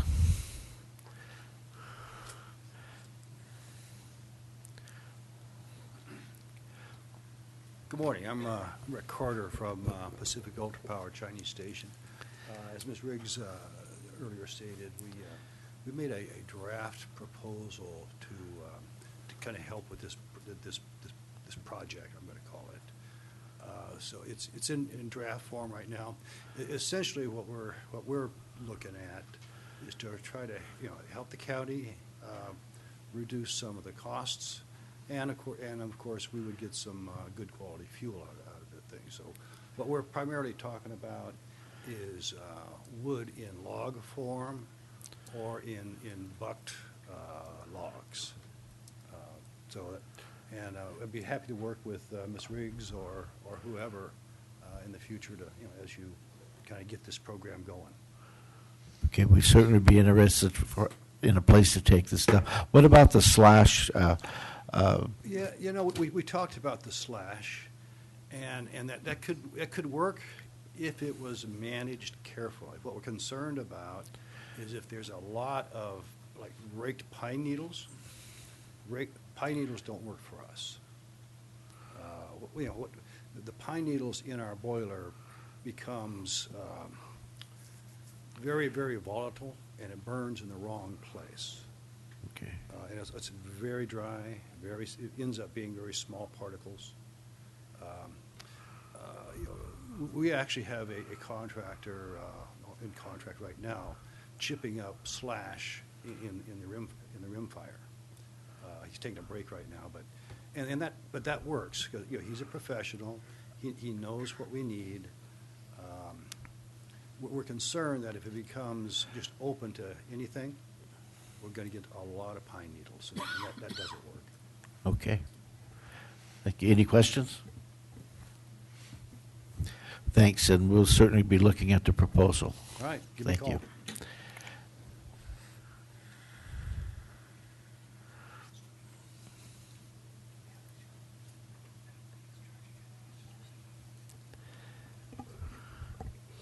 Hello, my name is Mark Thornton. I live over east of Groveland. I wanted to address this resolution. It was mentioned earlier, so I'll pardon the redundancy, but I'm going to mention it again. As I understand it, when Governor Brown was speaking yesterday, he said government has a lot of services it's supposed to be involved in. Its fundamental obligation is public safety, quote unquote. I think the tree issue you guys have already identified clearly as a public safety issue. I'm a little concerned that the resolution that you have in front of you isn't more strongly worded on how private landowners are being impacted by this. I've heard some comments made about the disposal process, but I would like to call your attention to the first page, last whereas. It says the magnitude of pervasive tree mortality represents a threat that is beyond the capacity of the county services, personnel, equipment, facilities, and requires coordination and assistance from state and federal agencies. And you have a parenthetical in there that says public and private. It's not clear to me, though, that you are concerned about private landowners or concerned about the county's obligations on its land getting services from its own employees and private contractors. Furthermore, I'd like to add that if I had a whereas in there, it would say something to the effect that's politically incorrect, but nonetheless, I'd like to read it, which is that private landowners are faced with a depressed lumber market, increased cost of living, a difficult regulatory process, and escalating fees, bonds, assessments, and taxes, all of which are constraining the financial resources of the private timberland owners to the breaking point. We don't have the money that we need to have to hire the people to remove the trees. I've talked to a logger. I have merchantable timber. He is not going to cut it. He's booked out. It's difficult to get to my trees. There's not a lot of them, but 3 dozen is a lot, and it's growing. Your budget officer and your fiscal officer are well aware of what I'm going to suggest today, because I talked to those departments last week, and the tax assessor is as well. I'm going to bring that up in a minute. But I apologize that I might not stay within your 5-minute timeline and just throw me out when I'm exceeded your patience with me. We have a situation that is unprecedented, but I've lived in the Groveland area for a little over 40 years, and there's been 3 waves, 2 in the past. This is the 3rd. And I've heard discussions in the past about we're going to do this and we're going to do that, and et cetera, and then we seem to be right back where we are. But one of the problems I have, and I told the Forest Service representative I bring this up as well, is the federal government is not a good neighbor. They've been a bad neighbor in many ways regarding fuel buildup. There's an island outside the main part of the Stanislaus Forest that's about 160 acres in size that the Forest Service belongs. It belongs to Forest Service, and there's some more islands joining it. There's BLM. After the 76-77 drought, I watched infestations start and grow in that island, and I watched it spread towards my land. Nothing was ever done. When there was an infestation in the 90s, they did do an entry and did some salvage logging out of there. I was very thankful. I probably should have sent a letter to the president, maybe to codify my appreciation. But once again, the infestation is there. And one of the things that's frustrating is that I can thin my trees, I can remove the brush, I can do periodic burning, all of which I've done for 30-plus years. But when the trees are stressed and a disease is next door, it will visit your land. I need the neighbors to clean up their property as well, the federal neighbors. I need your assistance in stressing that point. As a private landowner, and I appreciate the fact that you both, several of you have mentioned, that you recognize this. The governor said climate change means more drought, more heat, worse fires. He even made a comment about the refugee problem that we're witnessing in Europe could become part of California's problem as people are fleeing from larger and larger fires that are displacing the population. If he really believes that, then press to him. Private landowners with dead timber need financial assistance, and one of the simplest and easy ways to do it as governor is to make sure that all these illegally collected SRA fees are completely and totally dedicated to the proposition of funding private landowners in the removal of their dead timber. Equally egregious and controversial is my recommendation that you as a board seriously consider waiving property taxes for affected landowners for at least the next 2 years. Now, I'm going to hasten to add that I understand that the county only gets about 27 cents on the dollar. So it's your job to educate the public. It was my job when I was a supervisor to educate the public. Public education gets most of the property taxes. They're going to have to be a participant and a partner in wanting to cut their budgets so that money can be freed up and go back to the private landowners who need financial help in order to remove trees.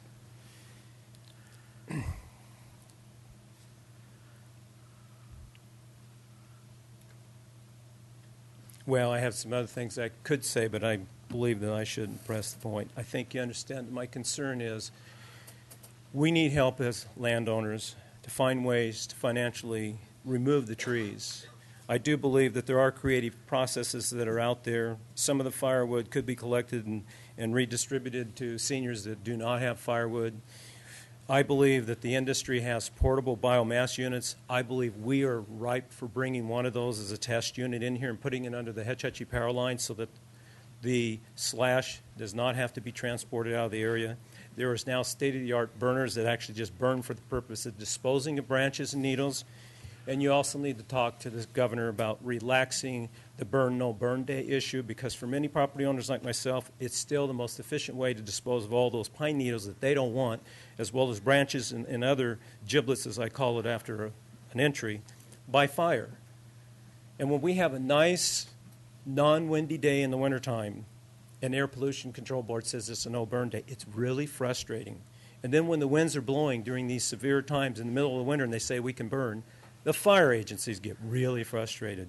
We're going to have to come up with a more harmonious way to deal and regulate with air quality. I'm sorry it takes so much time. I appreciate that you are doing this resolution, but please clarify in this resolution that your intent is to really send a forceful message to the state that private landowners need financial help to remove the trees, use CSAC, RCRC, the Farm Bureau, all these other organizations to lobby the cause that you guys are gallantly furthering. Thank you very much. All right. Thank you. And many of the things that you've mentioned, we're looking at. So thank you.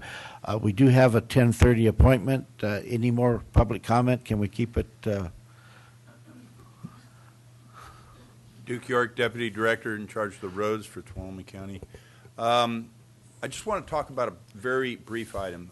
We do maintain 610 miles of roads, and we're monitoring that. This tree mortality is a huge issue to us, but there are an additional 1,500 miles of roads that are privately maintained, and those roads serve as ingress and egress to a variety of property owners.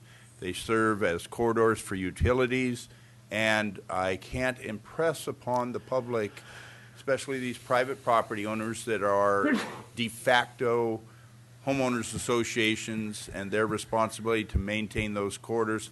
It will become critical as the year moves on. So just be aware of that fact as well. Thank you.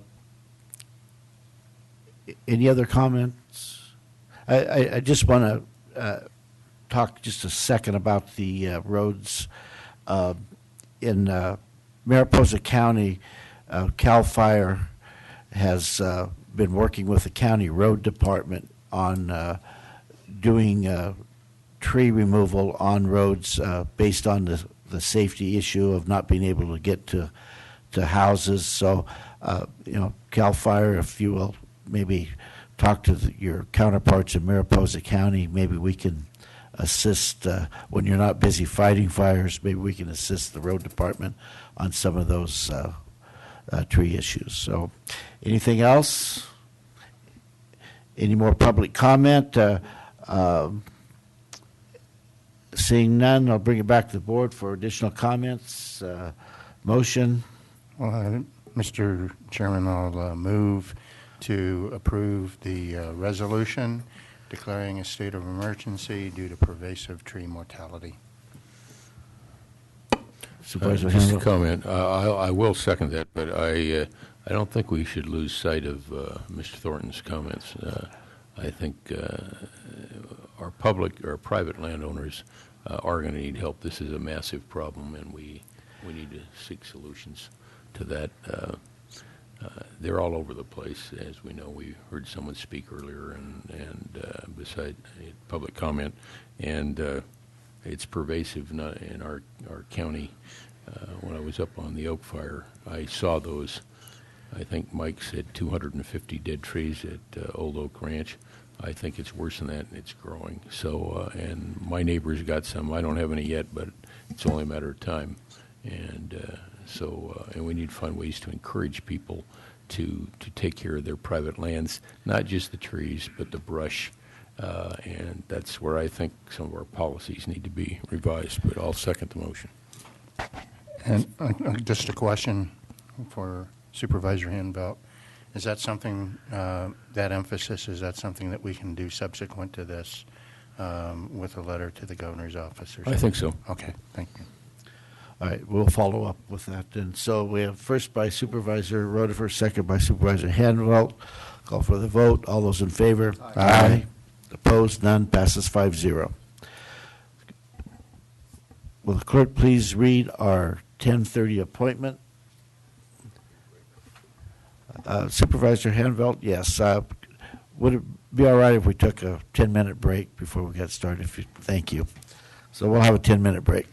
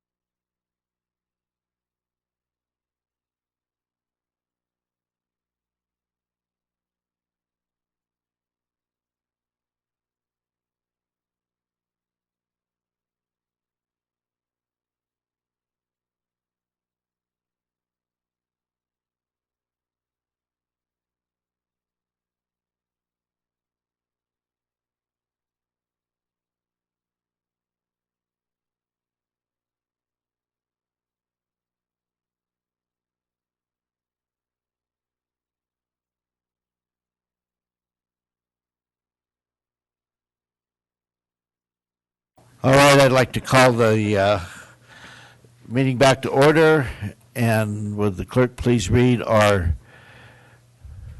10:30 appointment. First, I'd like to make a little announcement. There's a technical difficulty on the website, and this item was, I don't know how long it wasn't on or off or whatever, but it was posted in front of the building. It's a presentation item, and there's no action that's required, and County Council agreed that it's okay to hear it today. All right, So thank the you. item is presentation by Sonora Regional Medical Center President and Chief Executive Officer Andrew John on staffing, facility, and service changes. All right, thank you.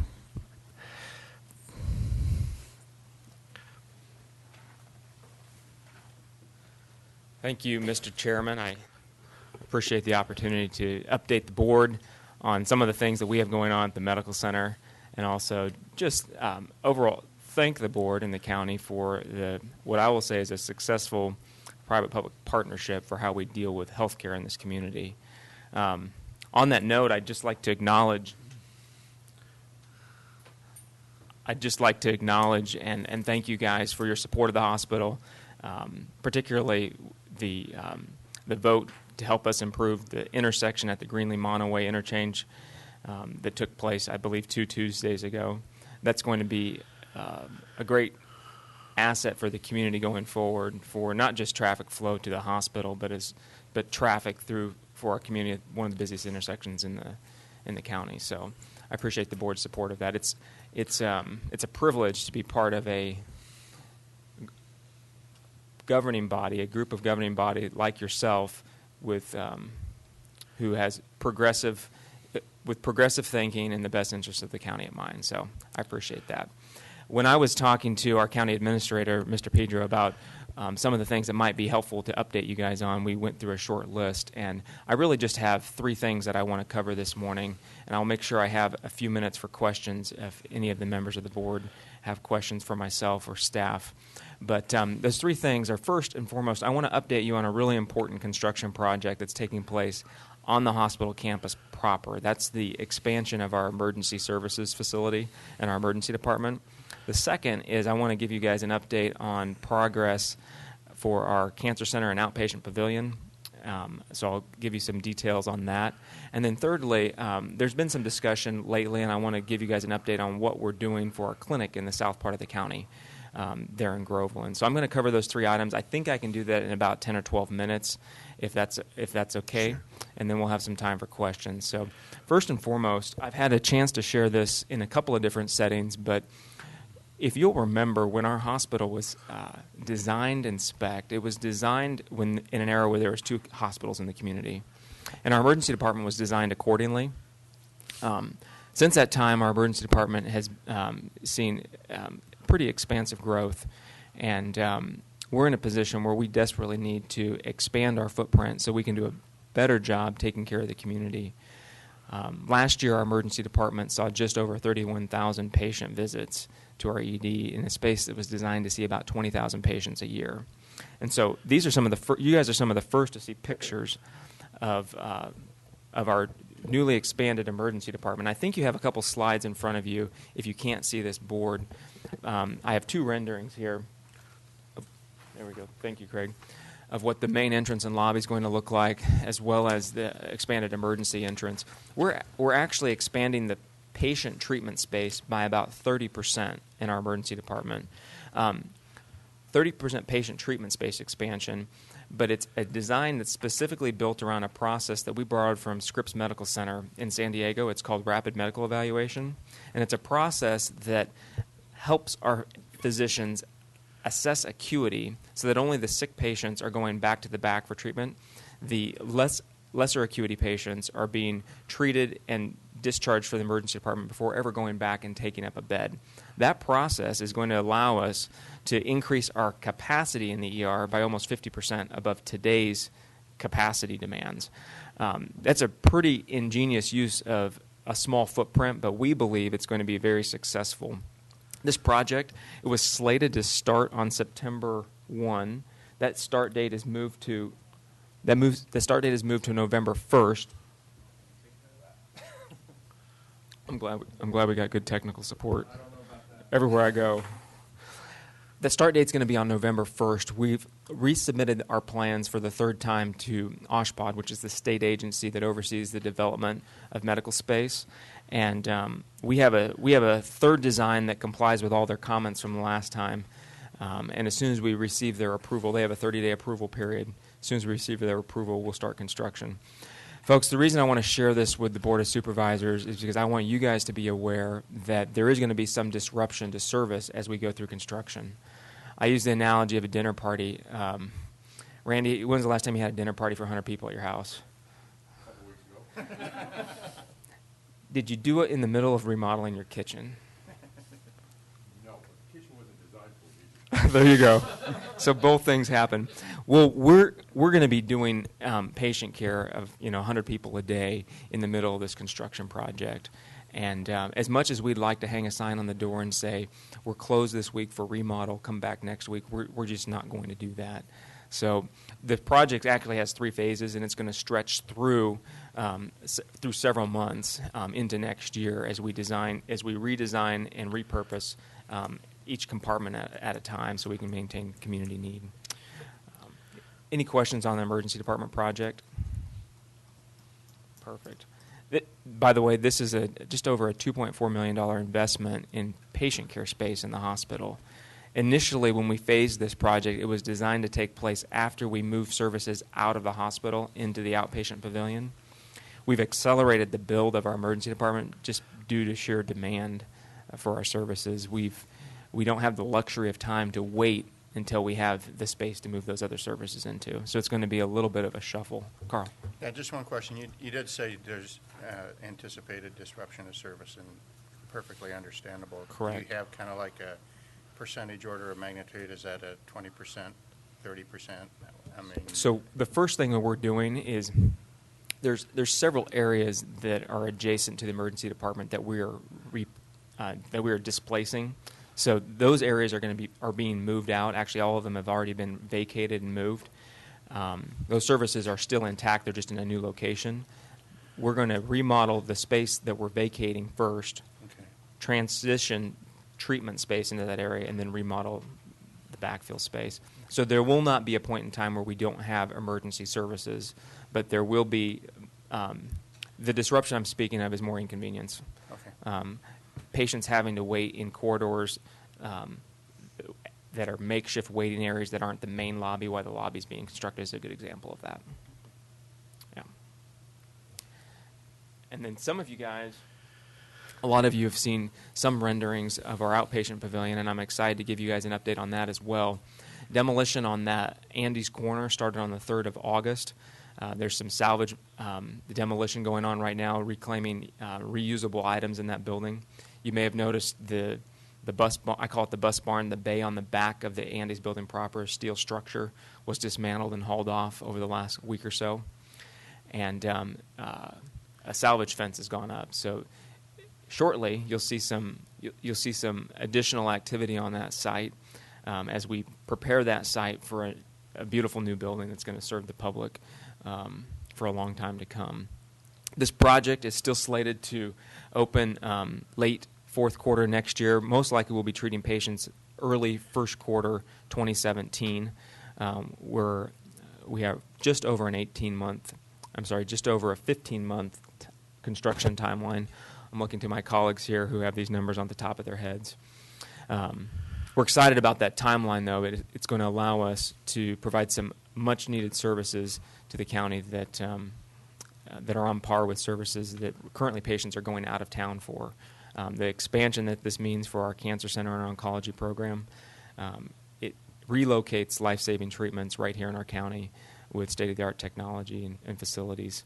Some of this growth that I've been referencing, it may be counterintuitive to the board when you take into consideration the hospital has had 3 years of double-digit growth in 2012, 13, and 14, and 15's on the same pace. And you compare that with the population of the county that's been essentially flat. I believe it's a testament to the services that the hospital's been investing in and being able to provide, and a testament to our community's faith and trust in bringing their loved ones to our facility when they need help. That growth is primarily a reversal of out-migration that used to occur where patients, for whatever reason, left the county for their care. So I'm excited to report that to the board. Here's another rendering. This would be a rendering from Greenlee Road looking east of the new Cancer Center and Outpatient Pavilion. Real quickly, the couple services that are going to be in this building, it's going to be anchored again by oncology in our Cancer Center on the ground floor. A tremendous service, a service that's going to benefit a lot of people in our community. This facility is also going to house a state-of-the-art primary care facility set up with 20 patient treatment rooms, set up for 10 providers. It'll be a kind of a concentric area where a lot of folks in our community will be able to receive primary care treatment. This facility is also going to house state-of-the-art imaging services like PET-CT, radiology services like X-ray and MRI, and CT. So those are going to be the main services in this building. If there's any questions around that, I'd be happy to answer any related to that to the board. As you guys know, and I'll put in one quick plug. As you guys know, this cancer center is not just an investment from the hospital and Adventist Health, but it's also a true partnership with the community. We started a capital campaign with a goal of raising $3 million this time last year. We're just 1 year into that campaign, and I'm really happy to report to you that we're very, very close to the $2 million mark on that fundraising campaign, and that's thanks to broad-based community support, support from many members of the board, as well as broad-based community support. So I thank you guys for that, and Gail is in the audience if you need to talk to her after this meeting. Lastly, the third item that I want to update you guys on is there's some new faces in our community, and when you bump into them in the grocery store, I want to be the first to formally introduce you to them, at least by name. So, as you know, one of the reasons our medical center has been successful in growing is we've been intentional about recruiting physicians to our community, and the list behind me represents actually a dramatic effort to compete for talent to bring these physicians in from all over the country. And we're doing a couple things when we're recruiting. First of all, 2 years ago, we established a board subcommittee dedicated to physician recruitment and retention. And that subcommittee's charter was to not just help us bring talented physicians with talented clinical skills to town, but the charter was bring physicians to town that were a match for our community, that would be here for the long term.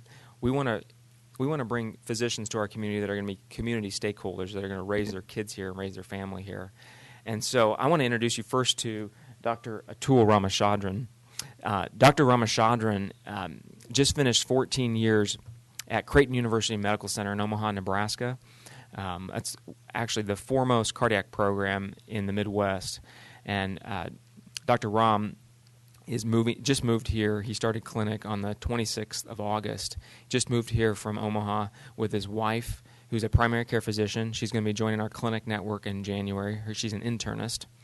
And their twin 11-year-old boys. They're excited about the quality of life that this community has to offer, and they're excited about being part of our community. So I'll look forward to introducing them to you guys at our next event, but a great addition to our community. The name right below Dr. Rams is Crystal Bradley, and Crystal started in August as well. She finished her OBGYN residency program down in Southern California at USC. Moved here with her husband and their two small children as well. So a great addition. She's a bright, glowing face. She joined Sierra OBGYN. That's Dr. Teal, Dr. Mills, and Chris Jones and Matt Maynard. So a great addition to their practice. And I've got a couple other names on there. Lana Selby, she's not new to our community, but she's been commuting out of town for work. And when we find people like this, we're always happy to help shorten their commute. Lana's helping us in job care, and she's bringing her orthopedic expertise to our job care clinic, which has allowed us to transition Holly Chandler over to the south part of the county. And I'm going to talk about that more in just a second. We have three mid-level practitioners. Starting with Shaw Vong, Susie Spindler, and then Tom King. if you think about how we're addressing community need in our county, there are not enough physicians in this country to fill the supply, so we have to figure out effective ways to use mid-level practitioners as true physician extenders. And those three names are three great examples of how we're doing that. They're all three working at our Forest Road Health and Wellness Clinic and our other primary care clinics as well. Holly Chandler, real quickly, I want to put a public service announcement in for an open house that's happening tonight in Groveland. We're excited about offering 5-day-a-week clinic services again after some work to rebuild that clinic structure with some turnover we had last year. Holly Chandler is helping in that clinic along with Steve Shield, who's been there for 22 years. And together they're providing 5 days of coverage in Groveland. Open house tonight. I believe that open house starts at 3:30 and runs to 6. 3:30 to 6:30. If you are in the south part of the county and you want to stop in, there's a banner out front. I know we put notices in the papers as well as a direct mailing to let the community know to help us welcome Holly and also set up an appointment because I know they've had challenges getting into the clinic lately. We also have plans underway for a dental clinic at that facility. That office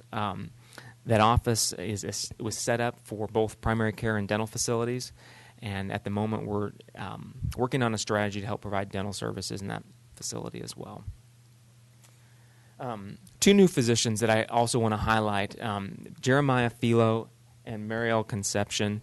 They're our newest physicians on the north end of our territory. They're helping us in our Arnold Clinic.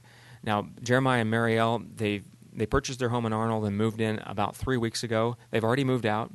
They've been under mandatory evacuation. But I understand as of yesterday, they're allowed to go back to their home. Believe it or not, Jeremiah was running clinic yesterday, even in Arnold, even with all the events with the fire. So a dedicated individual. He actually grew up in the Arnold area, so he's moving back home. Both him and his wife are from Creighton University as well in Nebraska, and they did their family practice residencies in Modesto. So two great additions to our community. I think that rounds out the list. Oh, I have Matthew Nairn, clinical psychologist at Forest Road, also on the bottom of that list. This represents a lot of work, gentlemen. I shared with my staff the other day the investment that's required by the hospital to bring a new physician in the community. For a primary care physician, Craig, that investment's about $250,000. You may remember numbers like that when you were bringing people in for the county. For a specialist or a subspecialist, like Dr. Ramachandran, that number can easily double. So this is a big investment in making sure our community has access to the health care they need. Any questions for the board or anything I went over fast, Mr. Chairman? Just thank you for Holly. Like I told you earlier, she's been a big hit so far to people that I've talked to, and I think she's going to be very successful there. We'll thank you for the rest of them, too. Okay. Not just Holly. Appreciate the work and the expansion of the facilities. I think your assessment that the offerings and the confidence that the people have is in Sonora Regional is reflected in your growth numbers. I'm very impressed and glad you're doing this. Thank you. Thank you, Mr. Haviland. Any other questions, comments? Mr. Pedro. Yeah, I just want to point out this. It's exciting to me to see what's going on here because this just shows, again, the commitment of Sonora Regional. When we went down this path of partnership, they said they would make the necessary investments, to meet the needs within our community. And these are massive steps, forward in that direction, and that doesn't come easily. So just want to thank Andrew on behalf of the whole, team.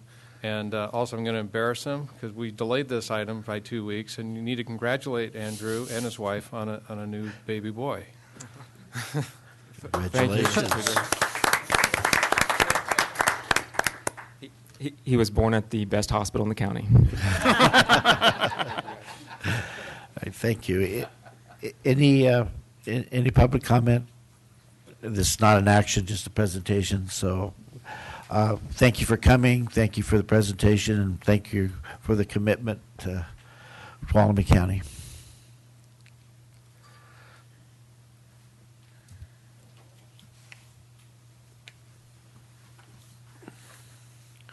The clerk, please read the next item.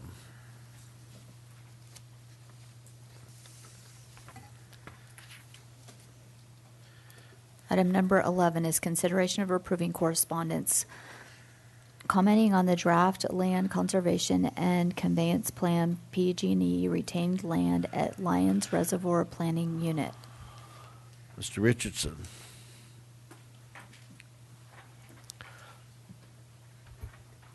Good morning, Daniel Richardson, Deputy County Administrator.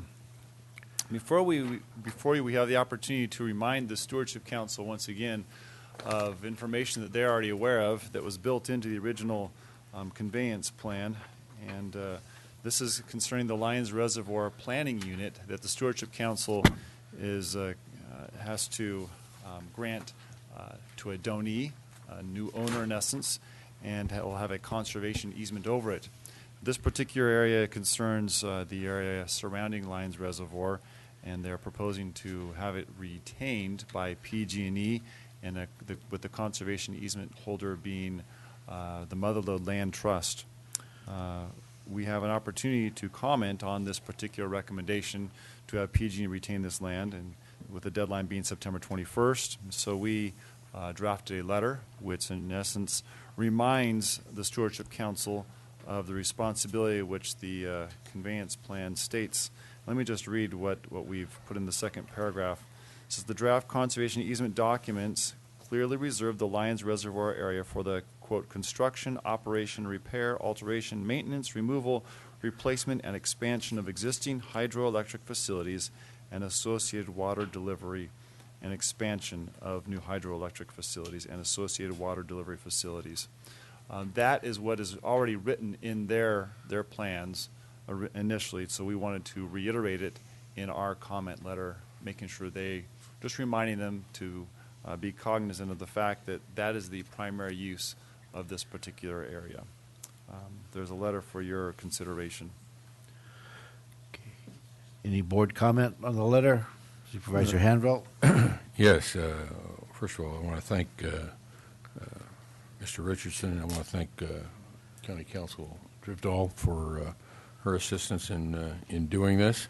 I think this is the right thing to do. I'm glad that PG&E is going to retain this land and retain the potential. Not sure that it'll ever get used for an expansion of a dam, water storage, or hydroelectric facility, but the option being maintaining open and keeping it mindful and keeping it in the forefront is a good idea, so I'll move in favor of the letter. Vice Rutherford, do you have something to say? Yeah, I guess my only question is if the language is already in the easement documents, what do we benefit by raising a potential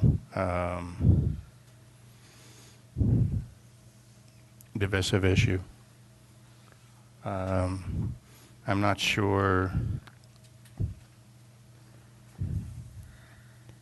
That's a highly sensitive issue for a lot of people, and I think it's covered in the easement documents, and I'm not sure why we need the language in the second paragraph. Ms. Drifdahl, would you like to answer that? I'm not sure it's necessarily a divisive issue. The governing documents for the Stewardship Council and all of its work, one of the specific requirements is that every conservation easement include this reservation of rights for the expansion of the facilities. So in essence, the letter is attaboy, thanks for sticking with your governing documents. Okay, I understand. I understand that it's in the governing documents. My point is there's a lot of public concern that, and although we say, there's no plan now or, to do anything now or in the future and all of that stuff, it puts language out there that might concern some people, and I don't know what we gain by emphasizing something that's already in the document. Supervisor Brennan. I tend to agree with Supervisor Rotifer on this issue. Especially when I don't see language that pertains to what some of the other current uses are for that area. I think Supervisor Rotifer has hit on something. I know there is a grazing allotment where that permittee has raised some concerns. And so again, in theory, I just agree with that comment that we've stated it previously, and I'm not sure that we need to state it again. I'm looking at this letter here. It seems like that it's the second paragraph that Supervisor Rotifer and Brennan have concerns with. I don't think it's anything wrong with sending a letter reminding them that was our position, and we could do that without the expansion thoughts there in the second paragraph. Does that solve? Well, either that, or I think Supervisor Brennan hit on something. There's other uses for that land that are historical and current uses for that land. Yeah, and we say that in the first paragraph. Yeah. It's the reminder. Yeah, and that's in the document. Is that Sure. correct, Mr. Richardson? The original documents express those. Yes, I should also point out that this is not conveying all of the property in this planning unit. For example, this is U.S. Forest Service received some of this property, and PG&E retained other property that is not in this particular land that's being considered. This is really just the land Right around the Lyons lake. Reservoir. Yeah. All right, so what's the board's pleasure here? Well, I'd either like to generalize paragraph 2 or just let it go without it. Okay. Why don't we do this? Why don't we work on paragraph 2 and bring it back after our 1:30 to make it more general? Supervisor Brennan and Supervisor Rotifer, would you like to work with Daniel on something like that? I can work over lunch for about the first hour, and then I've got another meeting. Well, I don't think it'd be for an hour to do that. Okay. What do you think, Daniel? To come up with something more vanilla? General vanilla. I'll need direction from them specifically. How about just something that says that we understand the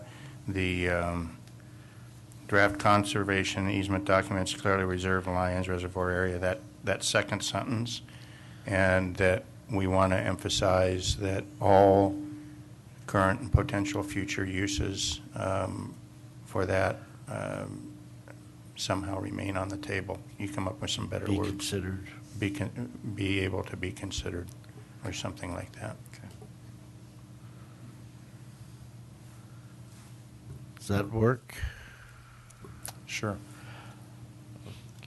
Okay, I'll ask for public comment when we come back with the item at 1:30. All right, thank you. Clerk, please read the next item.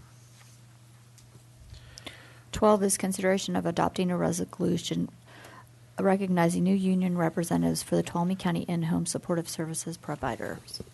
Welcome back. Good morning. Ann from Human Resources.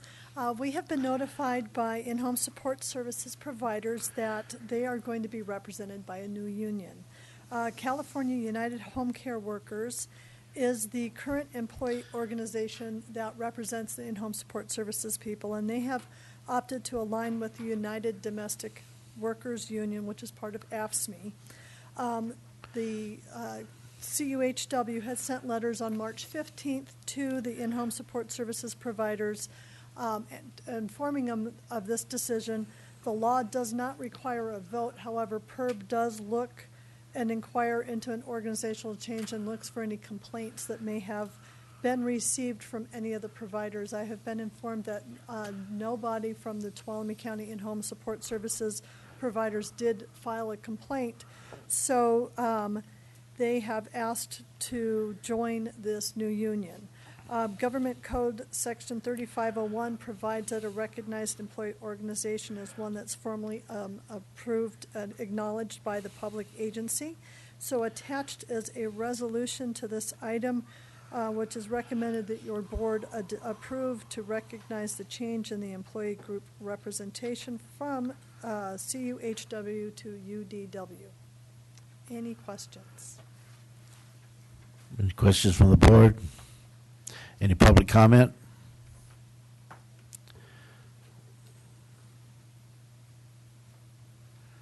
Good morning. My name is Lori Lascola. I am an in-home supported services provider and a UDW union member.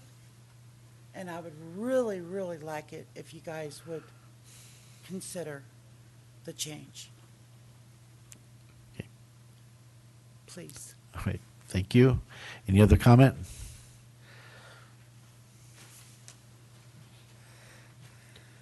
Good morning, Chairman, Board. My name is Mike Loza. I'm the Regional Coordinator for the United Domestic Workers Union. I represent, my turf is the Central Valley, all the way from Madera, all the way up through Mono. And I would like to say that we really specialize in having a good relationship within our communities, that we represent members, and we work hard within the IHSS program to do the right thing for both the counties and our members. I'd like to announce that today Mariposa has, the Mariposa Board has voted in favor of this transition, and which would only leave in my area Tuolumne County. And I would hope that you would consider this, and so we can start building a relationship in which we can work in harmony together. Thank you. Thank you. Any other public comment? Seeing none, bring it back to the board. I'm going to advance staff recommendation. Second. Okay, we have first by Supervisor Rotifer, second by Supervisor Brennan. All those in favor? Aye. Opposed? None. Passes 5-0. Thank you.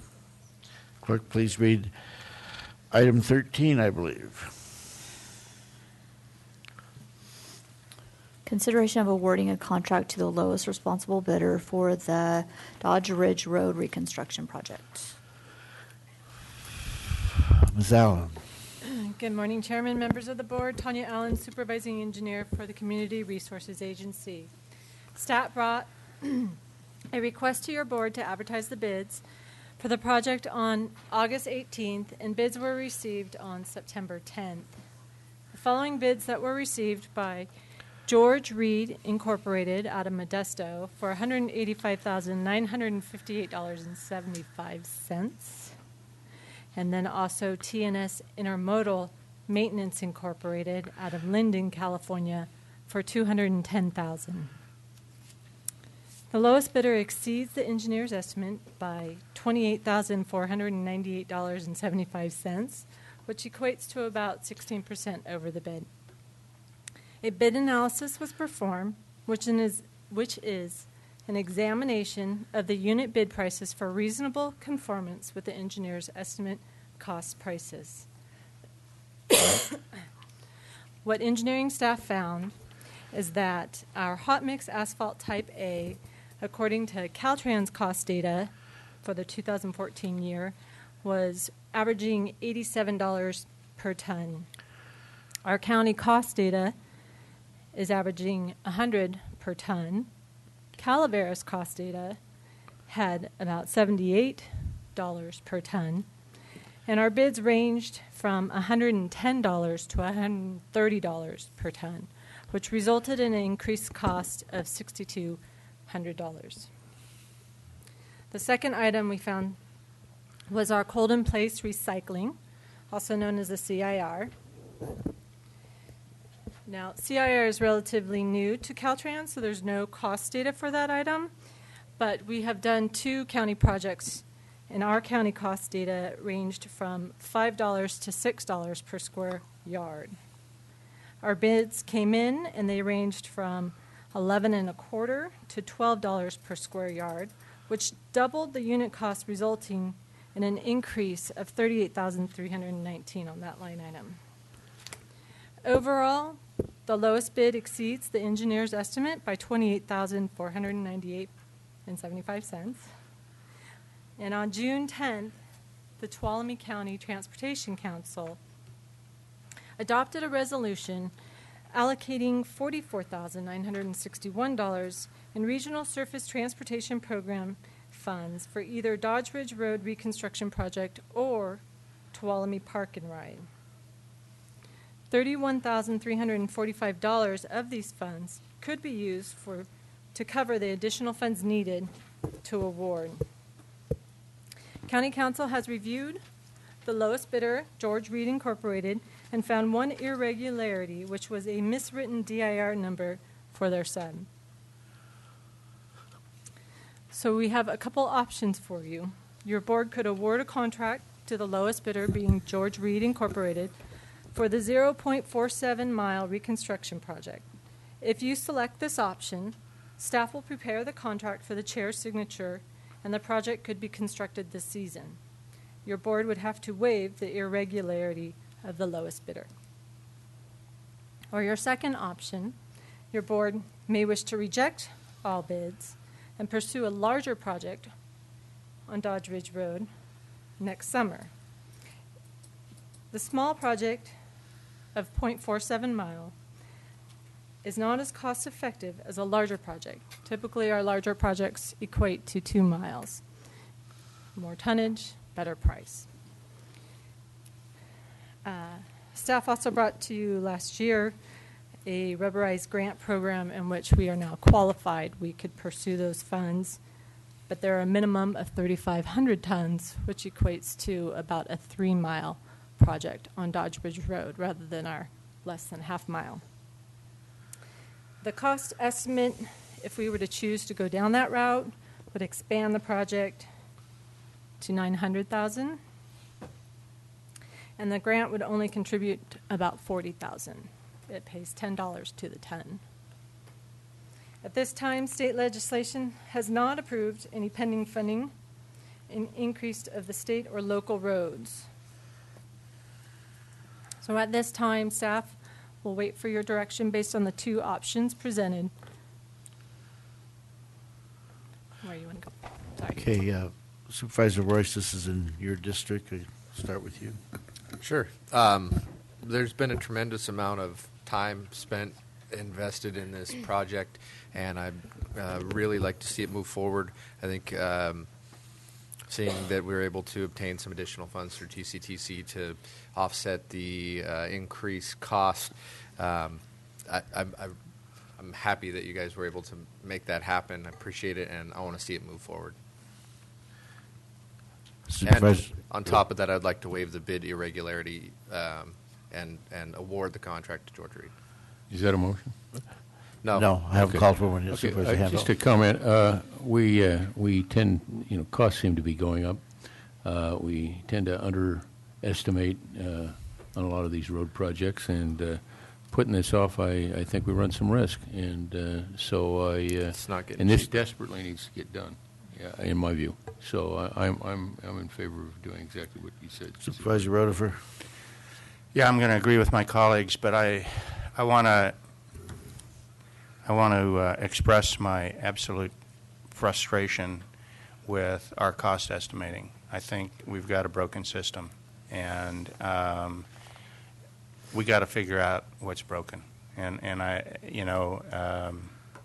every single bid that has come in, and we've got another agenda item immediately following this one. Every single bid has come in significantly overestimate. This board makes decisions based on your estimates, and we need better information when we're making our decisions than what we've been getting. So I just, again, extreme amount of frustration with it. And I understand things change, but we need to be a little bit out in front of some of the changes. I don't remember every single bid coming in being over budget, but I think that the construction bidding process is always something that is hard to understand why prices go up.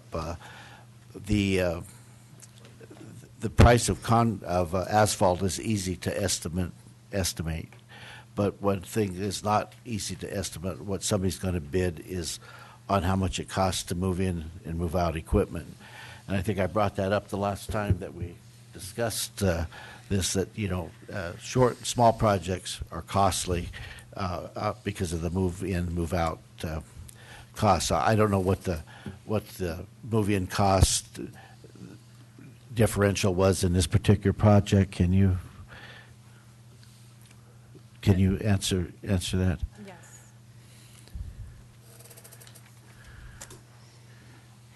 So our mobilization actually was, it ranged above and below our engineer's estimate. The lowest bidder was $15,000 and the highest bidder was $21,000 for mobilization. What you're really seeing is the change in the CIR.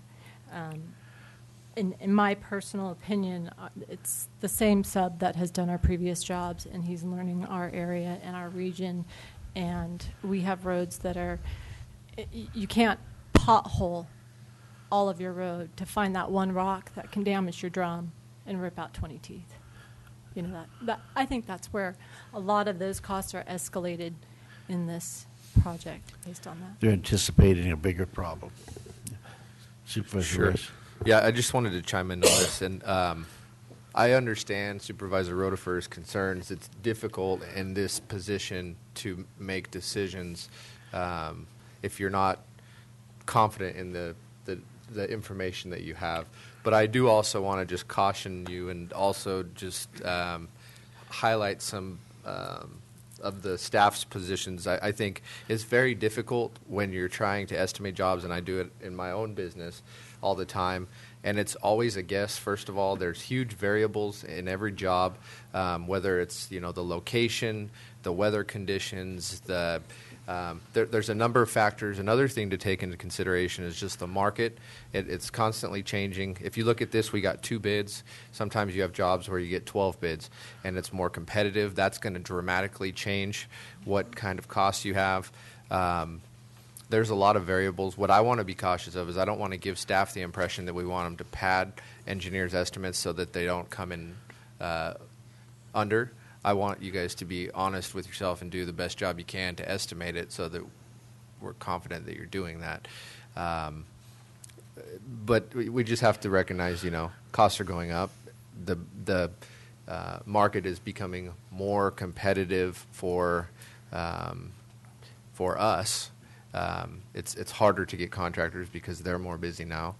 And we work in the mountains, and we have rocks, and we have hills, and we have rain and snow, and all kinds of variables that make it even more volatile. So just you guys do a good job. Sometimes we're not right on the money, but just do your job, and we'll be all right. Okay. Any other board comment? Any public comment?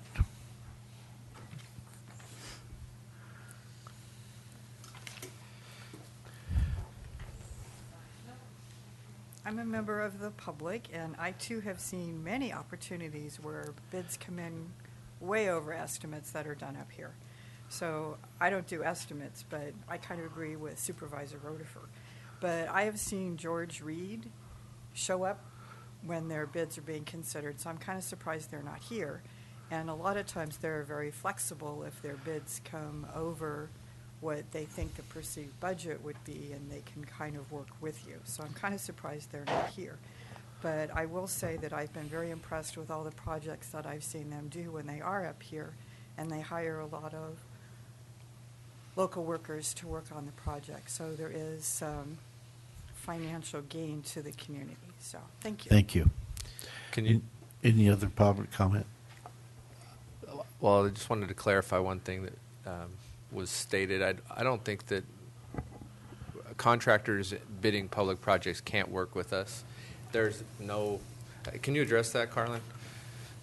Because I don't want misinformation. Absolutely. Under the Public Contracting Code and our public contract regulations, we accept the bids that come in. There's not a position for us to negotiate those prices once they come in. That's the whole competitive bidding process, that the lowest responsible and responsive bidder is the one that gets the contract if you're going to award it. There are situations where we could potentially negotiate. Change orders and alternates.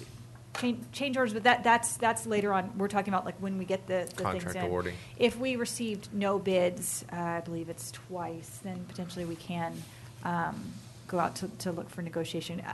Basically, there's no one who's going to bid on this, so we've got to find someone to do the work. Yeah.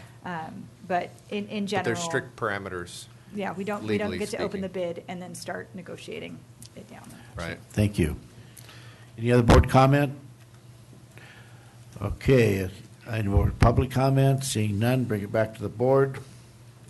Well, this is District 3, so I'd be happy to move on. I believe it's the recommendation, but I'll just say award the contract to George Reed. And do I need to say something about the TCTC funds? Include that as part of the funding for the. I need you to waive the irregularity. Yeah, it's waived. Magic wand. That's part of your motion. Starlight, and it'll go away. Thank you. I'll second the motion. Okay, we have a first and second. Is the motion clear enough? Yes. Okay. Bring it back to board for the vote. All those in favor, aye. Aye. Opposed? None. Passes 5-0. Thank you. Thank you. Clerk, please read the next item. 14 is consideration of awarding a contract to the lowest responsible bidder for the Yankee Hill Road reconstruction project. Ms. Allen. Thank you. Staff brought this contract, or the bid documents in front of you on August 18th as well, and they were due on September 10th. We received 2 bids for this project as well by Durham Stabilization out of Sacramento for $288,970, and from VSS International out of West Sacramento for $336,000. The lowest bid is $125,960 over the engineer's estimate, and due to lack of funding, staff recommends that these bids be rejected. We did do a bid analysis in the areas at which the items are increased. In this case was mobilization and traffic control. We analyzed our last year's projects, looking at the mobilization of the same equipment with a rubberized chip seal, as well as on Woodham Carn with the mobilization of the CIR. And they ranged in between, actually I think on Tuolumne Road they were $10,000. And in this bid, they ranged from $70,000 to $75,000. The other item that we noticed was the traffic control system, still using Woodham Carn and Lime Kiln, as well as Tuolumne Road and Lions Ball Mountain for the rubberized chip seal. Same equipment, same type of traffic control system. Those previous prices ranged $15,000, and the bids came in at $64,059,850. So there's no rhyme or reason. And using previous cost data, it's very difficult. It appears that those items are weighted. So in this case, we do not have additional funding to cover these costs, and we are recommending that you reject all bids. Okay, since it's my district, when you said those are weighted, Can you clarify that statement? It just seems that there's other things that are in there, in my opinion. And based on my understanding, Caltrans is doing a lot of asphalt rubber binding in between their lifts of pavement instead of using a petromat. So it could be that the demand is really high for that material and that this job isn't significant enough to go after. So that's what I mean by weighted. Okay, what were those two items again? Because they're not. Mobilization Yeah. and traffic control. This would be having a pilot car, Sure. flaggers. Why would traffic control be that much more? I don't get it. I don't either. That has nothing to do with the size of the project. They can say $1 for one thing and $1 million for another line item. See, It doesn't matter. That's the They can spec it how they difficulty want. in the estimating process. You're going on history to build your engineer's estimate of previous jobs, and then you get a next job. And This is almost double what the engineer's estimate was. Are these bad bids? Is that what you're saying? Yeah. Yeah. Okay. Based on our data that we've had. Like I said, I mean, last year, you look at the oil indexes, they were up at 500 last year, and they're down to 365 this year. So when you're Oil's following cheaper. the oil index, it doesn't make sense. I get it. It's Okay. supply and demand. These contractors are busy and they don't need this job. So Okay. they'll throw a fat number at it. If they get it, then Merry Christmas. If not, no problem. Yeah. Mr. Chair. That's, I go ahead. Well, I just don't want staff taking heat for it because there's only a couple contractors that are just No, I- throwing plug numbers at it. I understand that in this case. Yeah. I guess, okay.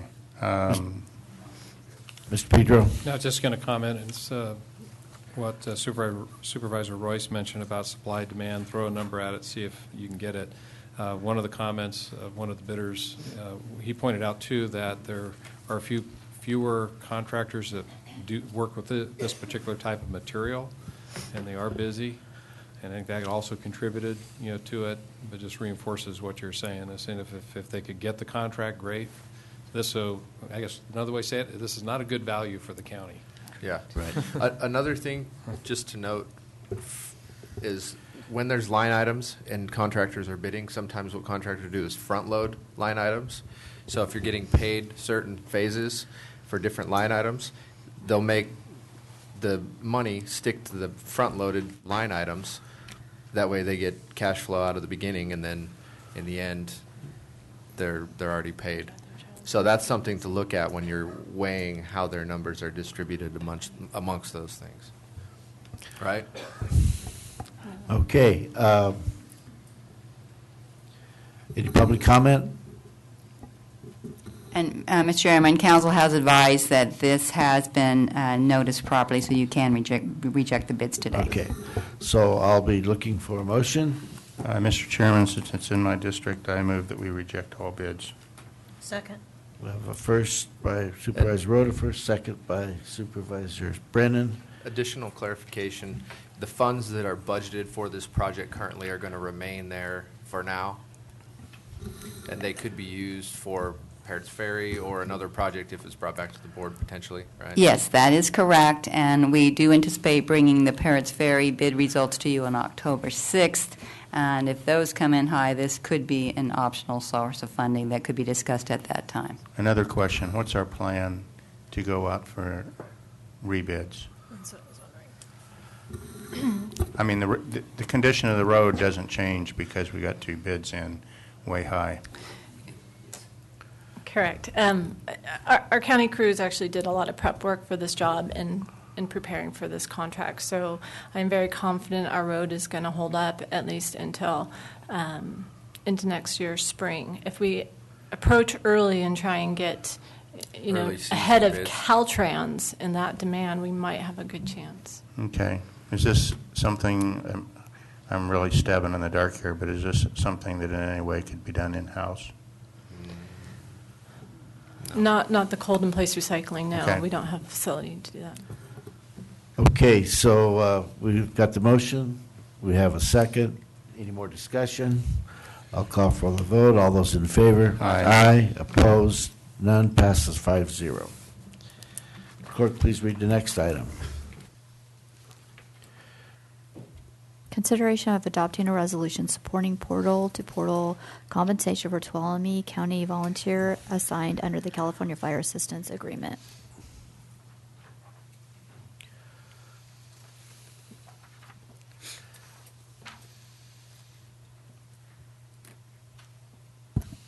Good morning, Chairman of the Board, other board members, Paul Avila, County Fire. I'll make this quick, being that my two counterparts have some issues with time management. I'll get you guys out to lunch. Anyways, before I forget, there's been an updated resolution. The clerk of the board, Alicia, has the new version, and also a copy has been provided to you. Portal to portal. I'm here today to ask you guys to consider allowing portal to portal compensation while our volunteers respond to incidents outside of the county while under the CFAA, California Fire Assistance Agreement. The reason I'm asking, because it's the right thing to do. These individuals go out of the county, spend weeks away from their homes, their jobs, their families, sleeping on the fire grounds, sleeping on their engines, sleeping under their engines or in tents. So they're not able to leave the incident. So I feel it's the best thing to do. This is for volunteers, John. For volunteers. The difference is portal to portal, they get paid 24 hours. So when they leave, it's from time of departure till the time they get back. If you choose to do hours worked, say on a fire line, they're assigned to the fire for 16 hours a day, which is pretty common. The 8 hours that they're off, they're not compensated. So. And they can't come home. They got to sleep in their truck. And They can't go home. Usually the sleeping accommodations are minimal at best. So, yeah. Okay, go ahead. I'll wait till you're finished. As far as the fiscal impact, basically the county will act as a pass-through. OES reimburse us. There's an overtime compensation in there. We've developed a formula to determine a per hour basis and then also an overtime hourly rate for anything after 53 hours a week in a work period. With that, I believe there's a 15-cent difference from what we're reimbursing, what we're paying out. So we've budgeted the 15 cents in the county fire budget to accommodate that, if it were to occur that. Also, in order to their hours worked, they can't work over 960 hours for PERS issues. So per year? Per fiscal year. 960 okay. Hours. So July to June. Yeah, so we'll monitor that. I have my office tech. She's created a spreadsheet, so we keep track of that as they go out and as they return. So in a nutshell, that's it. Okay. Supervisor Royce. Sure. I just wanted to express my support for this. I think this is really important to help bolster our volunteer program. I think that this will help. A lot of the funding is an external funding source that comes from these incidents that we respond to. And then throughout the non-peak fire season, we have these guys around to help deal with all of our local calls, medical aids, and local structure fires. So I support it, and I appreciate you guys bringing it to the board. Okay, any other questions? Any public comment? Bring it back to the board. Move on staff recommendation. Second. First by Supervisor Royce, second by Supervisor Rotifer. All those in favor? Aye. Aye. Opposed? None. Passes 5-0. Thank you. Clerk, please read the next item. 16 is consideration of adopting a resolution accepting the volunteer fire assistance grant. Again, Paul Avila, County Fire. I bring before you your consideration for authorizing us to accept the volunteer fire assistance grant. It's in the amount of $17,123.92. With those funds, we plan on purchasing structure, pants and jackets, wildland goggles, practice fire shelters, handheld radios, pagers, a mobile radio, fire hose, and nozzles and other appliances. And this will all be going to the volunteer fire stations and their equipment. The VFA grant is something we've done for many years. It is a 50% match. So in order to get to $17,123.92, we need to match that. So it'll be about $38,000 is what the total amount will be, and we have budgeted for that in our budget. Okay. Does anyone here not want to take that money? Is that a motion? No. Yeah, I mean, it's a good program. You guys have really detailed the stuff that you want to buy, and it all makes sense. So any public comment? Seeing none, I'll bring it back to the board. Move on staff recommendation. Second. I have a motion by Supervisor Rutherford, second by Supervisor Brennan. Call for the vote. All those in favor? Aye. Opposed? None. Passes 5-0. Thank you. Okay, thank you very much.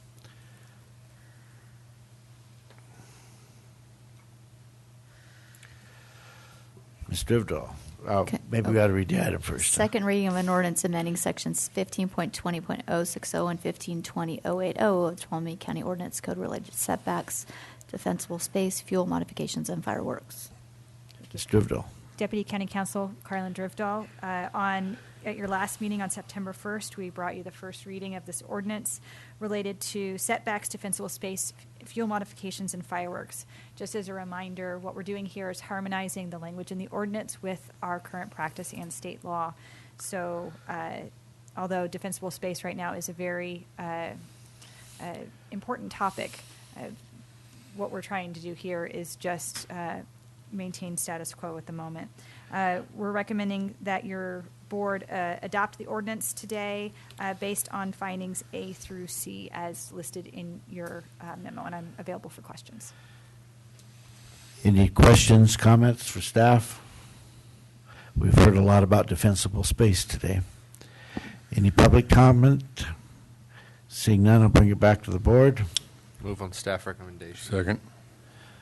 Okay, and that's include items A, B, and C. Yeah, those are findings. Okay. Call for the vote. All those in favor? Aye. Opposed? None. Passes 5-0. Thank you. Thank you. Thank you.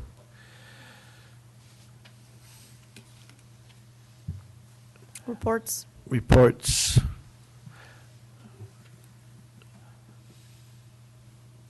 Mr. Pedro? Keep it short. We've been just thinking through the office, of course, very busy with the assisting with the Butte fire. NDRC, I know Maureen Frank in the office have been extraordinarily busy with that. Participated in a call even yesterday. As your board, I think folks are aware that the project list that will ultimately be submitted by the state will be much more narrow than what we had all hoped, but still meaningful. And you'll have a full presentation on that at your next meeting. I know Daniel's been busy on some of the things that are less glamorous, but very important. Trying to get proposals for a new phone system for our county, filling those position that your board approved in IT, and getting those projects that you approved in your ITSB project list going with the staff. And of course, been very busy with Tracy in particular, with and Ethan, her helper in the office, on the whole water front. And I should have mentioned it then, but I guess I could just mention it now. I think your board is well aware that our whole residential water program, which goes from getting the tanks and bringing in water to trying to do those permanent connections in conjunction with TUD, has received recognition from CSAC and will receive a CSAC Challenge Award, this year. And that's not an easy thing, and it's a template that the state CSAC saw worthy of recognizing, and that the staff there is to be commended, and there'll be more on that to come. That's it. Thank you. County Council. Yes. So the last several weeks, our office is working on restraining order hearing for Supervisor Gray. Attended a Liebert Cassidy Whitmore labor and employment law seminar. Addressed a marijuana grow issue in Don Pedro. Had a conference call with Water Council related to FERC. And I was also providing some assistance to Calaveras County Council for legal issues that arose during the rim fire that I could assist them with for their fire. Thank you. Thank you. Supervisor Brennan.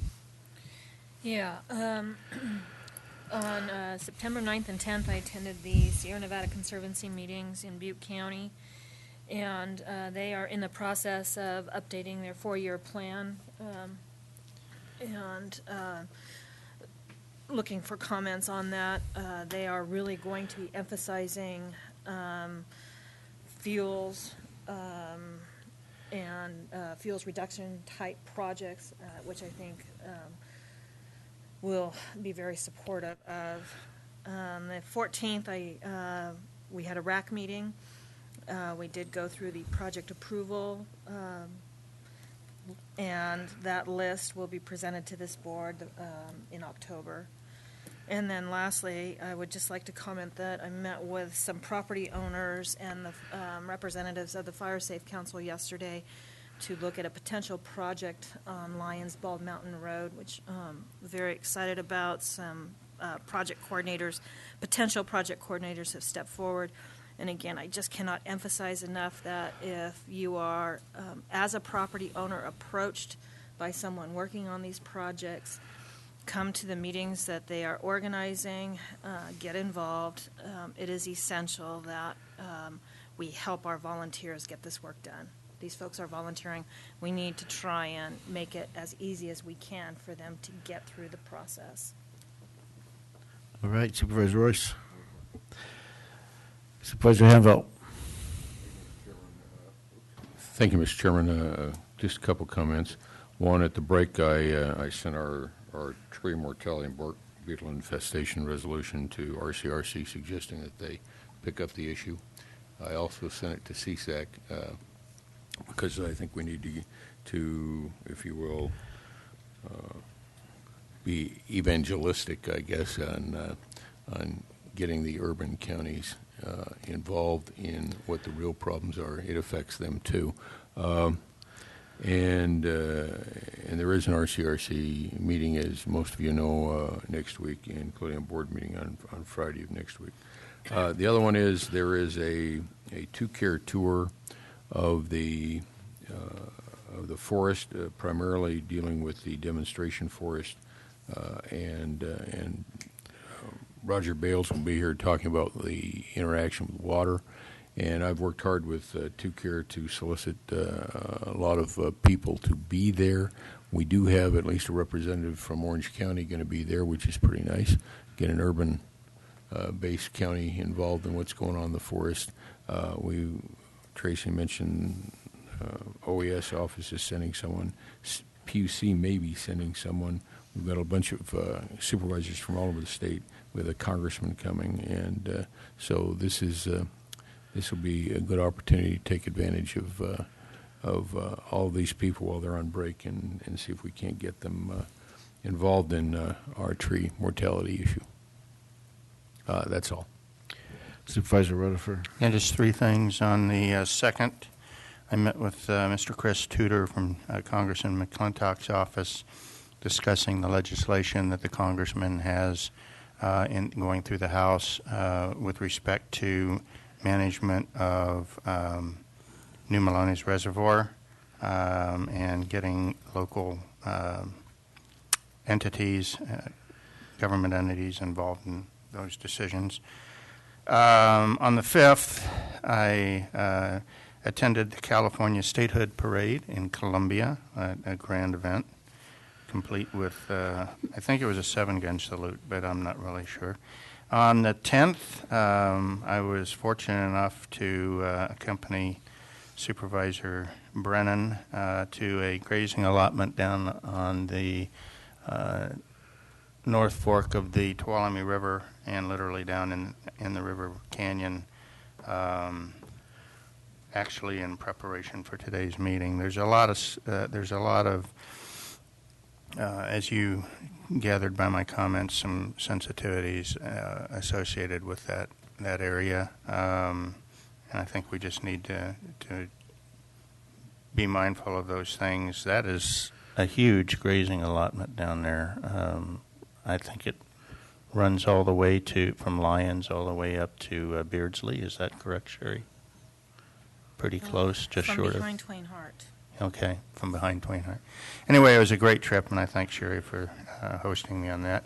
And I'll just mention again the tree mortality. It was graphic driving up there, and I believe every word you say, Supervisor Gray, that it's worse on 120. I don't have any doubt. It's just a real problem. Okay, a short report. On the 8th, Deputy Lyons from the Sheriff's Department did a presentation at the Groveland Rotary, and his presentation is dealing with upgrading the community service unit in the South County. He did a good job in his presentation, and I think he's really got a handle on what needs to be done to strengthen that. You just read in the paper how many break-ins that we were having lately. We've got a lot of criminals out there running around that need to be housed somewhere else, and hopefully we'll get that jail to do that. But the sheriff and his department are working hard to try to provide some help there. On the 9th, there was a SWIFT meeting in Moccasin, and the biggest conversation subject was tree mortality and what can be done on the level through the SWIFT memberships, and everybody's engaged. We all know that it's a problem that individuals are going to face, and the cost is tremendous. I spoke with the manager at Pine Mountain Lake, and they've removed over 200 trees here in the last couple of months, and at a cost around $1,000 a tree. Not everybody's going to be able to afford to do that. The other thing that came up was and I mentioned it earlier on about the ability of CAL FIRE possibly working with county road crews, the county road crews being the lead agency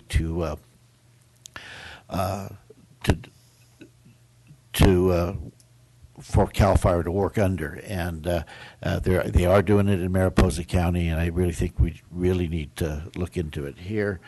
Last night, airport committee meeting, we are still working on the draft hangar plans. The draft is getting massaged, and I think we should get it to the Board of Supervisors hopefully in October. And on the Care tour, if you have an opportunity to take that tour and go to the experimental forest, I think your eyes will really be opened on what we need to do to manage our forest better. With that, it's my report, and we'll go ahead and have lunch. Okay.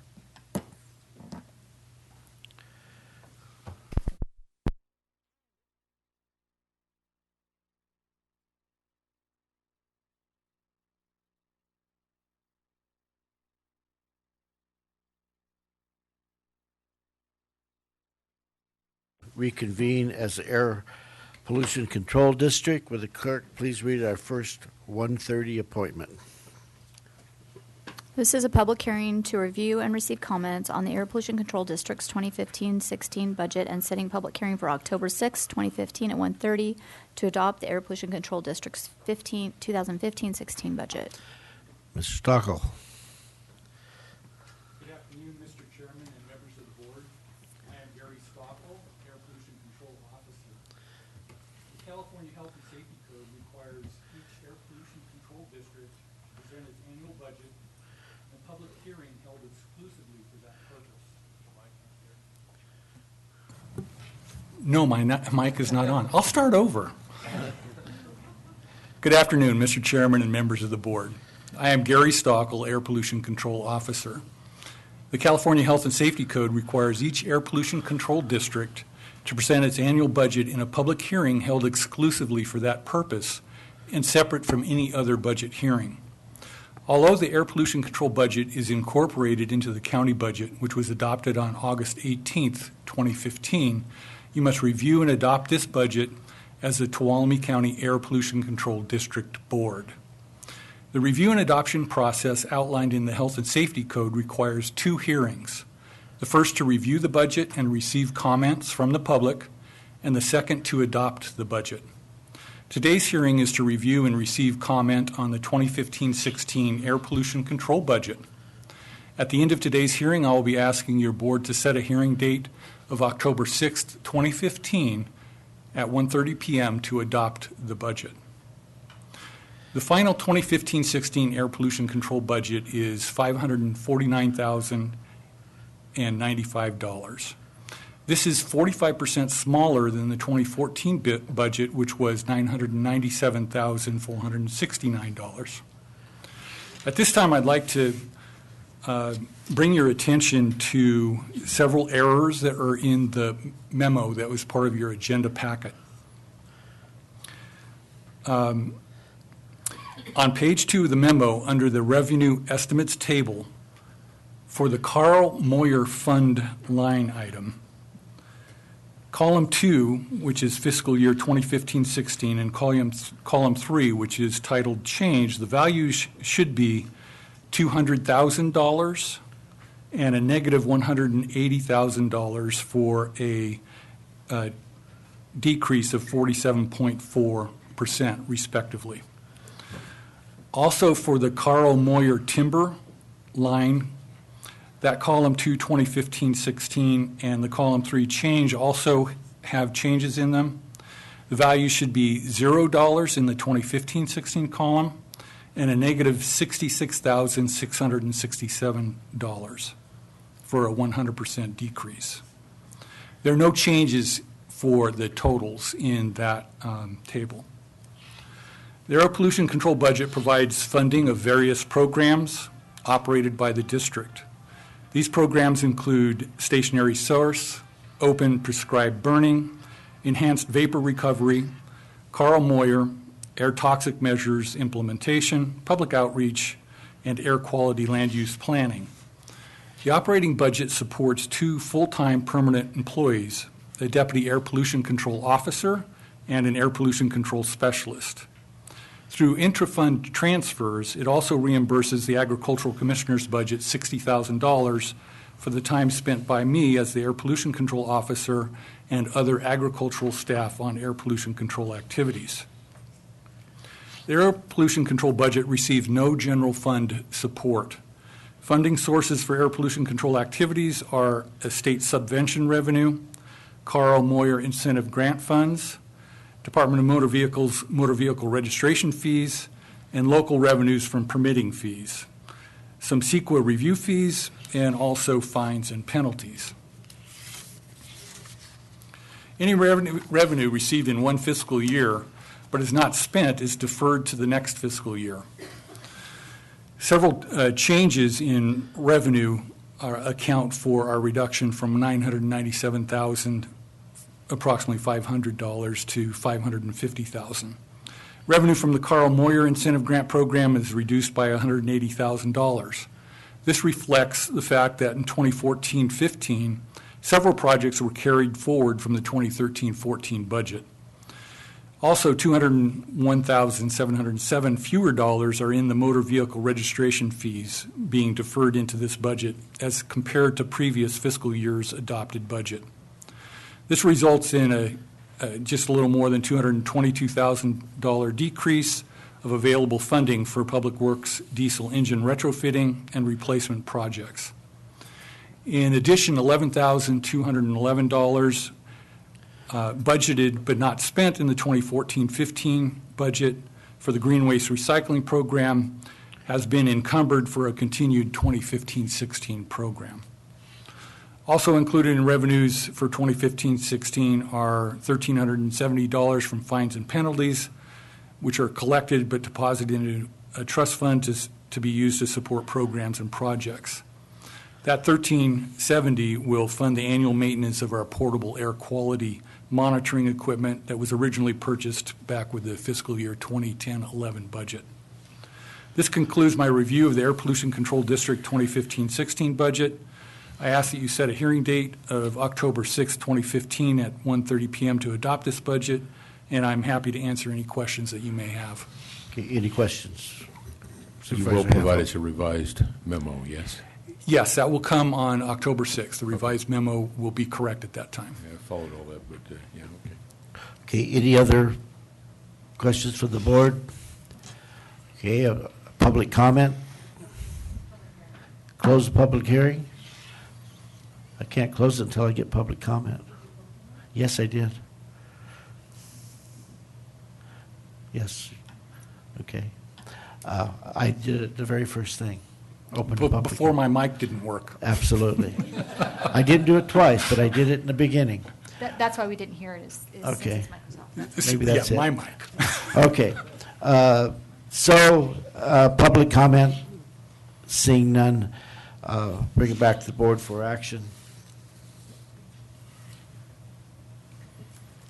Don't speak up all at once. I'll move on staff recommendation to set a public hearing for October 6, 2015 at 1:30 p.m. to adopt the Air Pollution Control District 2015-16 budget. Okay. Second. We have a first and a second. All those in favor? Aye. Opposed, none. Passes 5-0. Thank you. Thank you. See you on October 6th. Clerk, please read.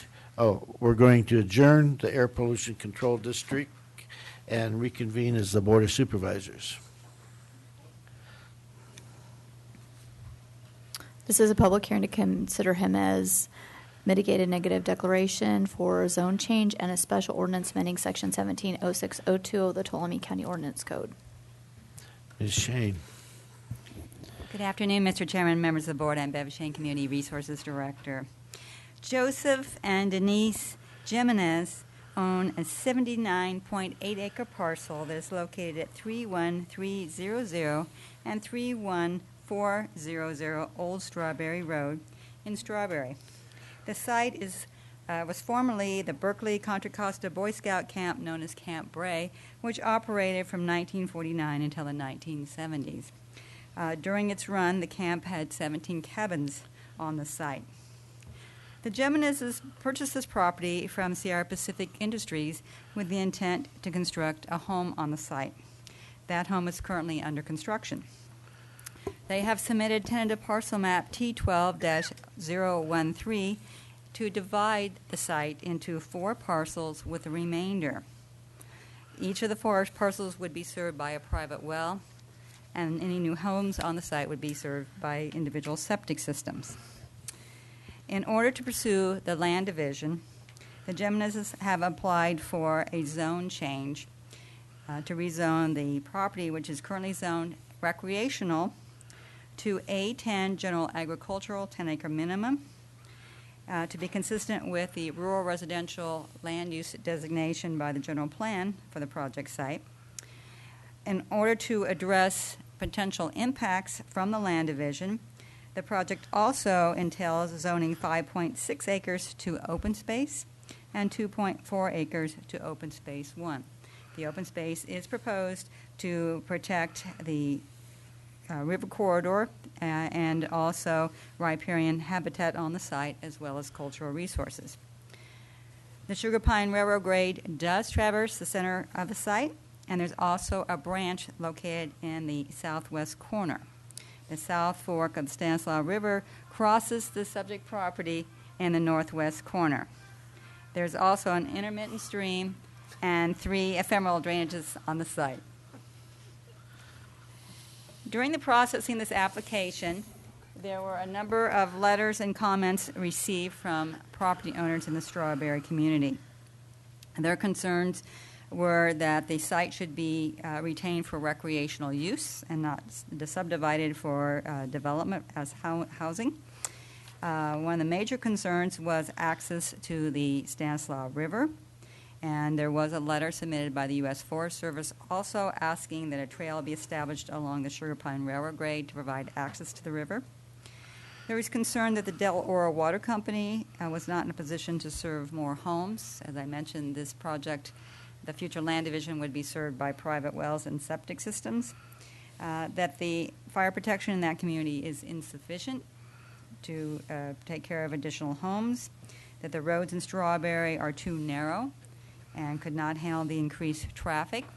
If all 4 parcels, which could have 2 homes per parcel, were developed, that would contribute 80 new vehicle trips per day to the traffic in Strawberry.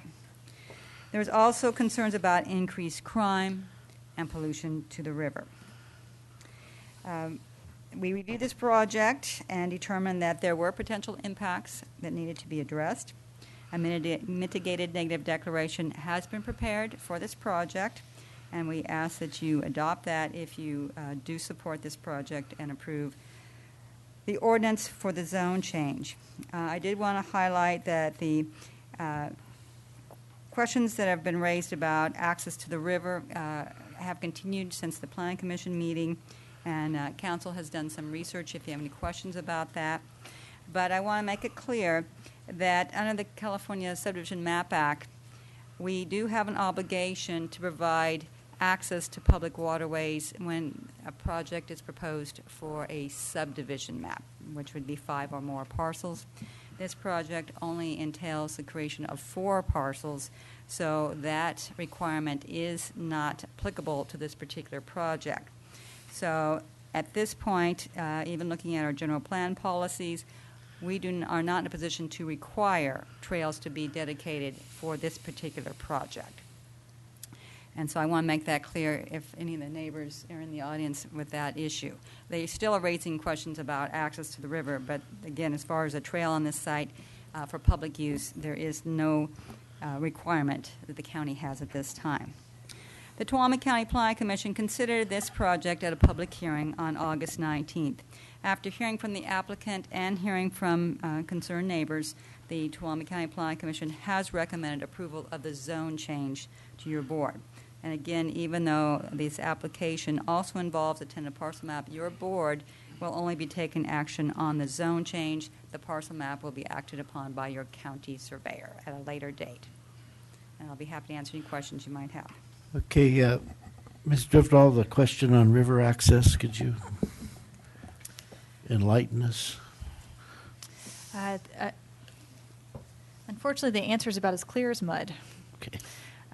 The California Constitution holds that members of the public have access to all of the bodies of water in California and all of its navigable waterways.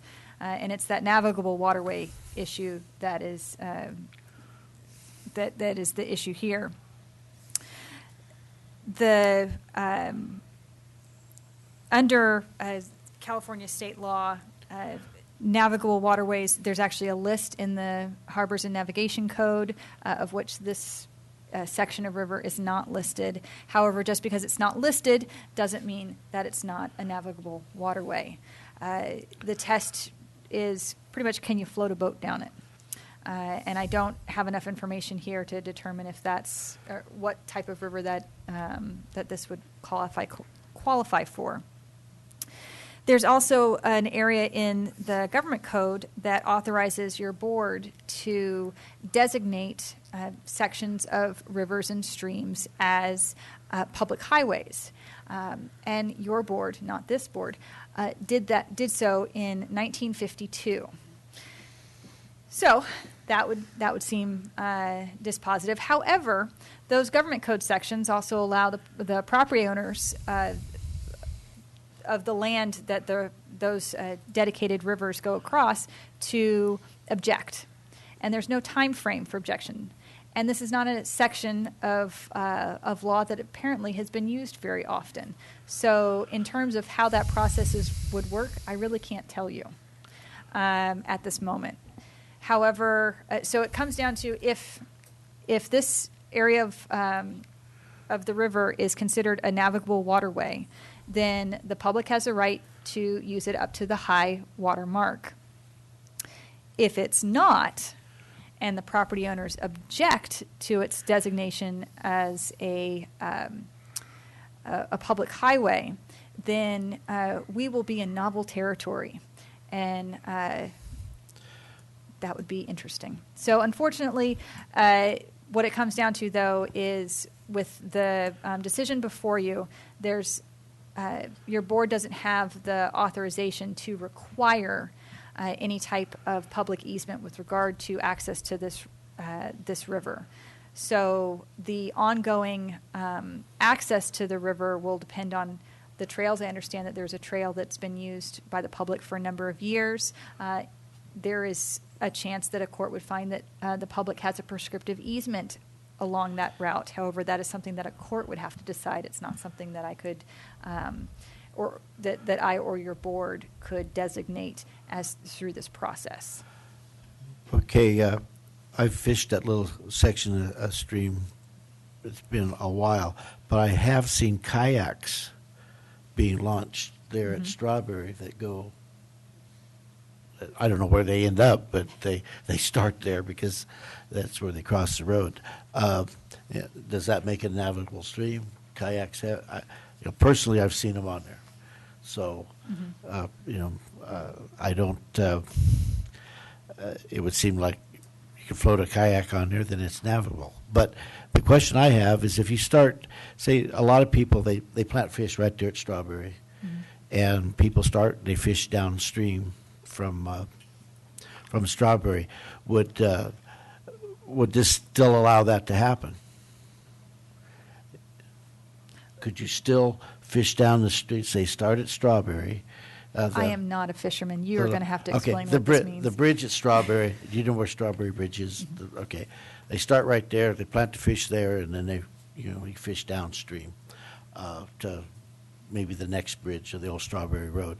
So would that preclude those people from being able to fish that section of the stream? If that section of stream is considered a navigable waterway, then the public is allowed to access both the river up to the high water mark to fish along. Okay. Now, just because they can use the river, though, you can't necessarily get across private property to access it. Right. But you can start at the bridge. But you can If walk it's along a the high navigable water. waterway, yes. So if it's a navigable waterway. Correct. Which is not listed. Yeah, just because it's not listed doesn't mean it's not. So do we have to make a determination that it is navigable? You don't have that. You don't have the Okay. authority to do that. So what do we do? But in 1952, We did. your board said that it was a public highway. Okay. So, and members of the public are allowed on public highways. So there's access through that provision. And that is related to this project, but it is not a required determination for this project. Again, this today is only a zone change, and although the public would like to see trails required to be dedicated through the site, we have no authority to do that either. It's something that this issue was raised and is of great interest to that particular community, is why we're bringing that up. So we are talking about it, but we have no authority to do anything about it. That's essentially what I'm hearing, yes. All right. Okay. Okay. Any other questions? Okay, we'll open this up for people that would like to speak in favor of this project. Anybody would like to speak in favor?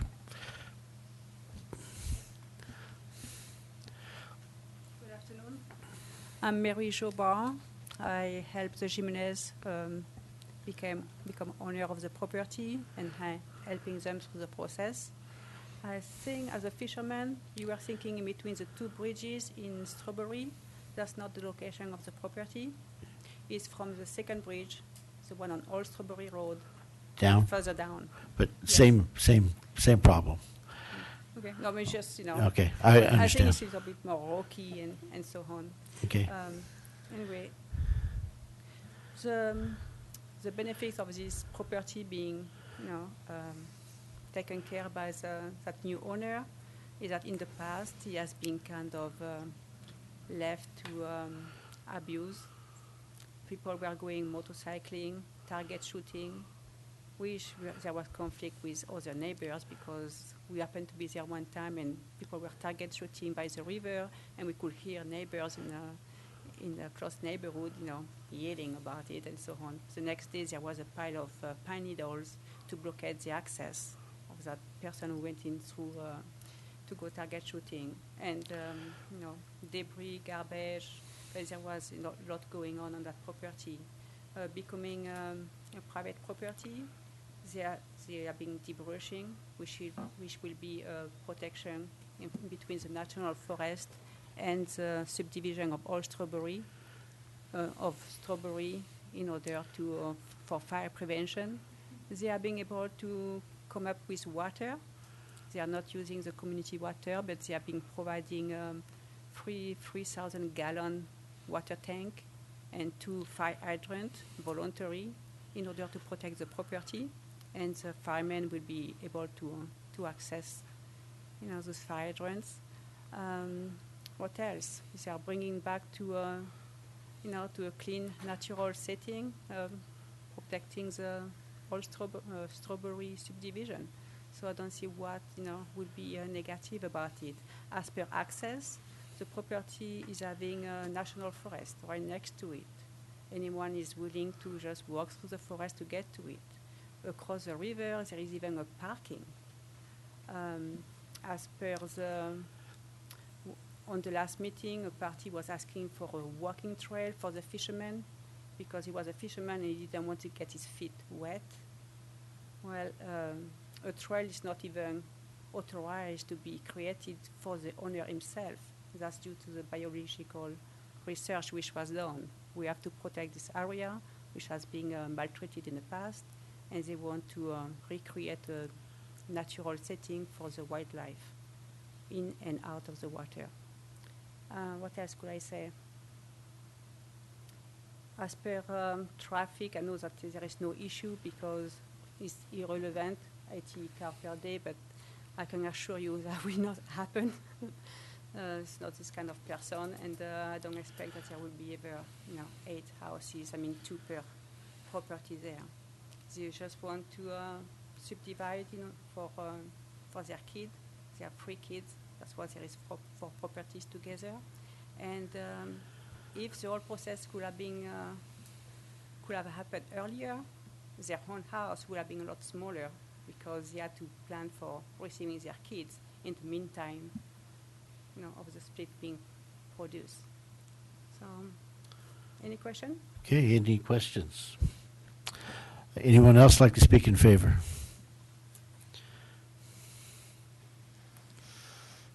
Hello, I'm Kevin Barr Construction, and my wife's Mary Jo. She was the real estate agent that helped them find the property. The property was in complete, a very bad state. It had a lot of debris on it and piles of garbage, and it was cleaned up, like she says, and returned to the natural state. As far as the water goes, we actually have about 9,500 gallons of water there that we put in for the 4 properties. It's more than what's required, and the idea there was to have enough so that if the local fire department needed water for any reason to defend the area, that they can use that water. So we have 2 fire hydrants. We have an industrial generator to back up that well, so if there's a power outage as a result of a fire, they'll still have water. We've been working on this for 3 years now for this property, for the Jimenezes, and we wanted to make sure we did everything right, and we did everything that's supposed to be done. We've actually had 2 cultural resource companies working on this project. We've had the biologists come back and do a second report and make sure everything was addressed to Fish and Game and all the different, governing authorities that we have to answer to. The project is high-end custom homes. It's very much complementary to the area and, benefits the county having these kind of homes. It also benefits the neighbors there. As far as the access to fishermen go, I'm a fisherman, and I've had this discussion with the owner. The building has been planned so that they still have their privacy when fishermen are using the river. They know fishermen are going to use the river. A very good reason to proceed with this zoning change and split is they're dedicating 5 acres of open space along the river. So it actually expands. It's not just the waterway. It's my understanding that it's not just a matter of having access to a waterway in California. The corridor along the river, which would be 150 feet each direction, is being dedicated as open space. So it's actually creating more space for the fishermen. At least that's my understanding. No? Okay. Well, I thought that's what was happening. Maybe not. I know the biologists, one of the conditions of everything going through here is everything has to be built 150 feet from the center of the river. I stand corrected on that, I guess. Maybe you can elaborate.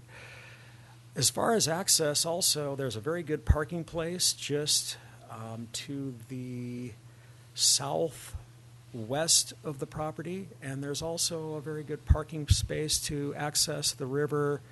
If you cross the old bridge and you turn left, which parallels the river, on your way to the Forest Service's residence right down in there, there's a very good parking space and a trail to get down to the river. So there's very good access to the river without having to cross the Jimenez's property. So I think that's about it. Okay, any questions? All right. Now, anybody else want to speak in favor? Thank you for your consideration. Thank you. Okay, anybody want to speak against this?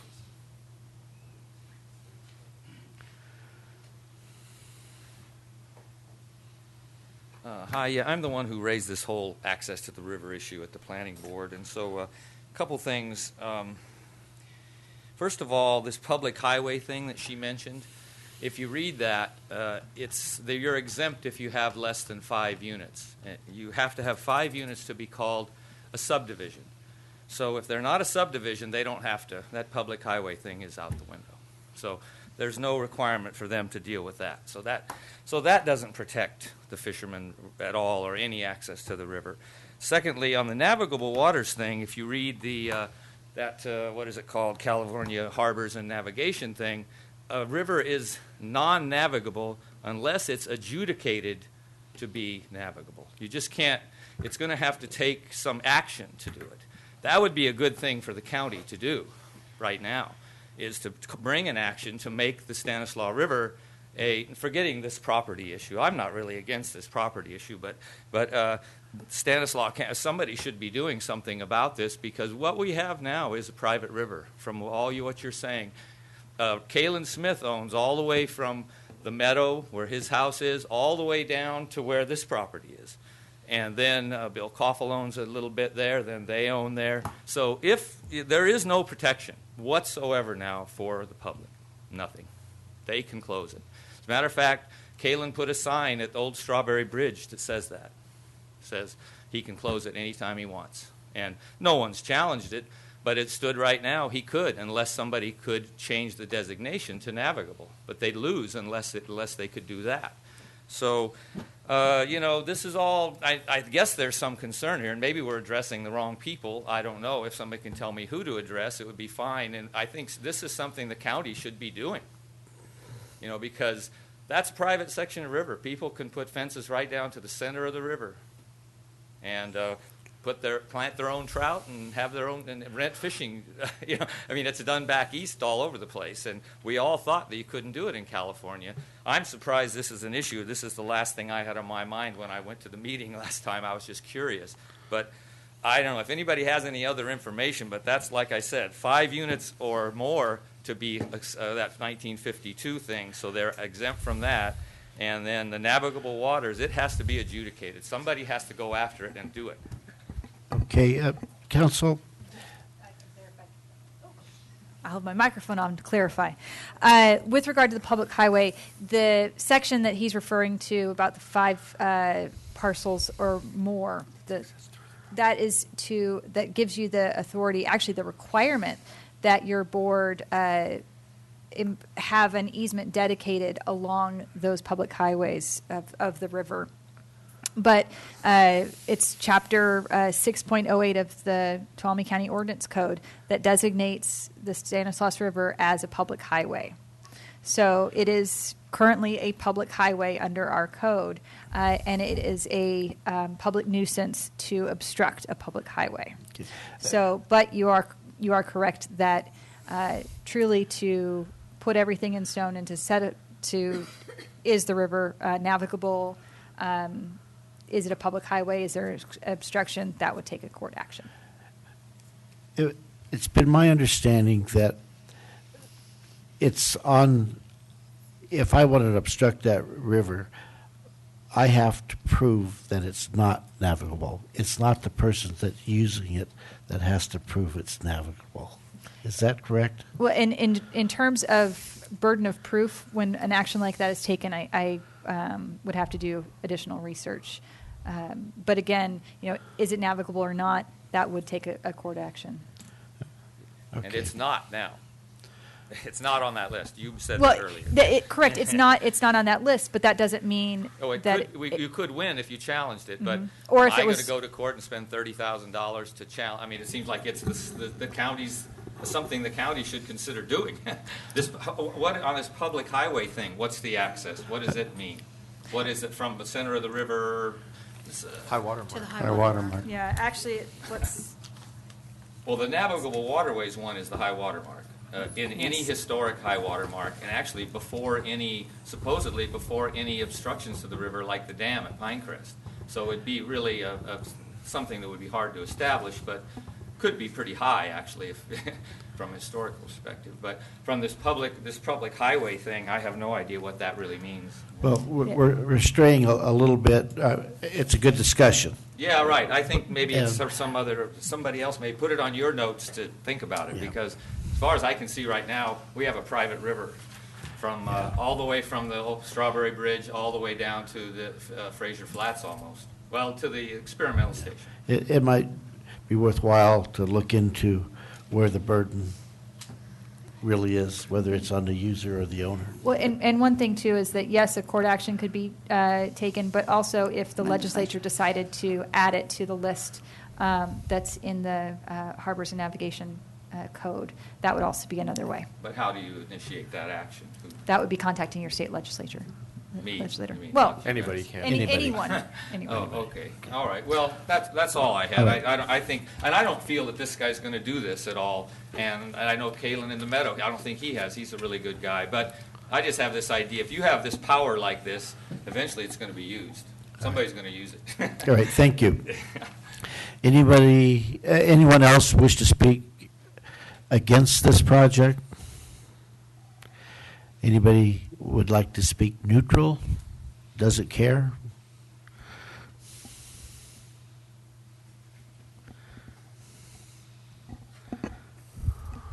I'm a member of the public. I don't live there. I've never been there. I don't really care one way or the other, I guess.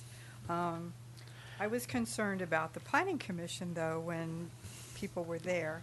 And I know that Meredith had told me she was going to come when it came before the supervisors.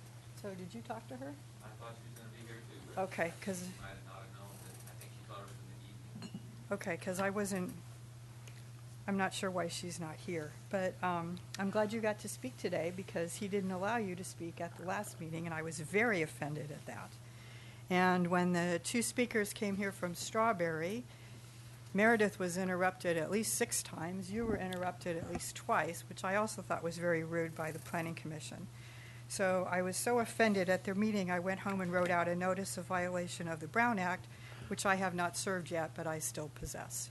So I just thought the way they went about it was very disrespectful and very discourteous to the public who had come down here to participate. There was at least, I think, 3 hearings that night. One was canceled, so it wouldn't have been disruptive to listen to all the people who came here and had something to say. So how are we doing? You're doing just fine. Thank you so much. Thank you. And you let her speak today, which I'm very pleased about. Okay, I'll go ahead and close that portion of the meeting. Rebuttal. Sir, rebuttal. Sure, but Rebuttal. you want a sir rebuttal? It's Okay. it'll just be rebuttal. Well, first I would say thank you for, mentioning this, but the reason I wasn't allowed to speak is because I didn't know the system, and I didn't know I had to stand up first in order to be able to answer things which were not right that I was hearing later. So thank you, but it's not a problem. We had another hearing, so now I'm prepared. In regard of the Forestry Service, which has been asking for an access in their letter of 2012, which is what Mr. Buckley had brought prior, and he keeps going with that access to the river. This was answered in the initial study, which is dated February 6, 2014. Page, do you have it? Page 46 of 59. We are referring to the letter, and the letter was mentioning that the Forestry Service had talked to Sierra Pacific about potentially buying the property. We know that the Forestry Service has a lot of land. There is more U.S. forest land in this county than private land, so they could have traded land if they wanted that property to do whatever they wanted on it, but for some reason they did not. But they would expect, after the fact, to have a private party spending the money, cleaning it up, and then asking for some access, which is not required per law. So that's kind of outstanding.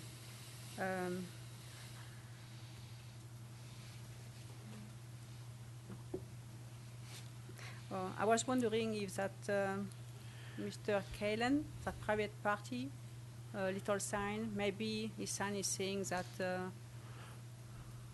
maybe he could close the access if he finds more littering or something like this. I would think that's the kind of sign that maybe, we could find along the river. We live along the PG&E ditch in Twin Heart, and we always go with a little bag because many fishermen come and we pick up. So, but we don't, we don't close it, we use it, we go through other properties, we just clean up. Just like we do some adopt the highway and other, clean up in the county because we love this county and appreciate the nature of it. Okay, Thanks. thank you. Rebuttal? I'll make this quick. So I just wanted to respond to the idea of it being navigable or not. It seems to me if you can paddle a kayak down a river, it's navigable, right? This property, you can easily do that. The Boy Scouts used to do it. So I don't know what Kalen's doing, but I'd be very surprised if he blocked access to the river, and I don't think he has the right to do it. I would personally oppose that if that happened. So there's no intent here to do something like that. I just wanted to clarify. Thank All you. right, thank you. Now we'll do the sir rebuttal. Anybody else want to talk? Now I can close it. Bring it back to the board. Discussion. Motion. This is District 3. So unless I got there's- a couple questions. I'll go for it. Okay. Ms. Shane, on the, I think it's page 13, there's a comment by the Strawberry Fire Protection District. They say basically they're not going to oppose this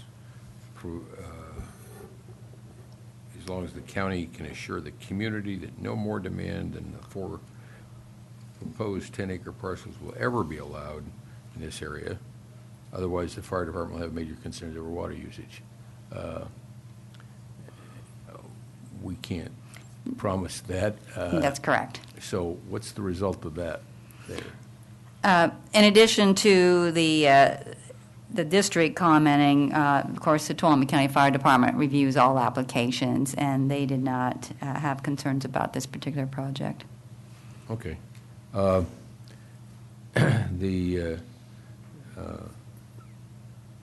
Just for clarification, when the gentleman commented that open space gave access, you shook your head and said no. Would you clarify for the public what open space means, what the rules are around open space?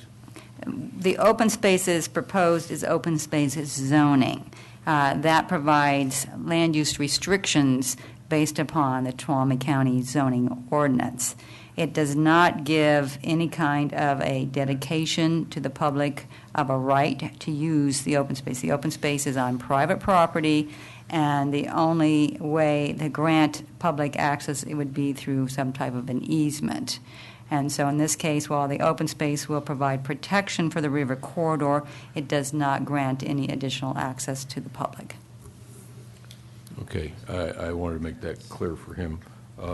And the other one is, if I look at the aerial picture on page 24 of the briefing, it shows 4 parcels and remainder. That's correct. So what happens to the remainder? The remainder has limitations on how it can be utilized.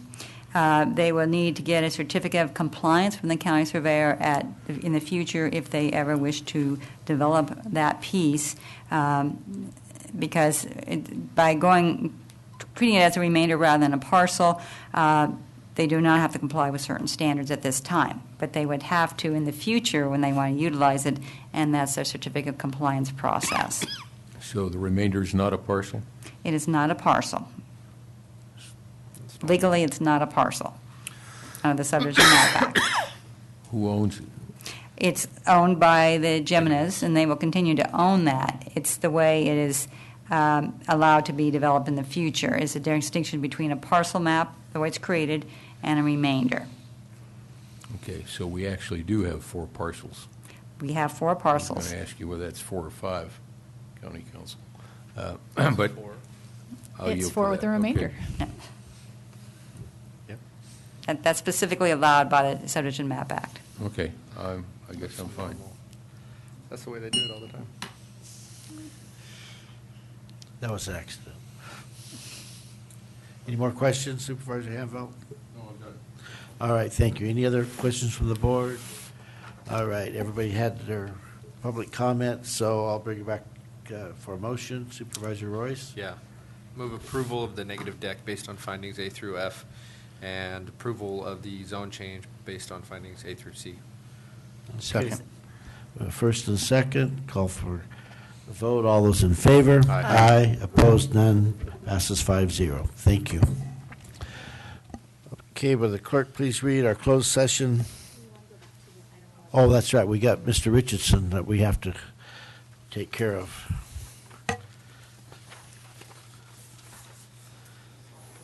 Back to item 11, it's to consider approving correspondence commenting on the draft land conservation and conveyance plan, PG&E retained land at the Lyons Reservoir Planning Unit. Good afternoon, Daniel Richardson, Deputy County Administrator. We took some language, we deleted some language in your previous draft of this letter on Lyons Reservoir and made it more generic. We quoted their draft conservation easement documents and did not comment on it specifically, just left it, this is what is currently stated in your documents, rather than commenting on the actual documents themselves. Okay, any comments?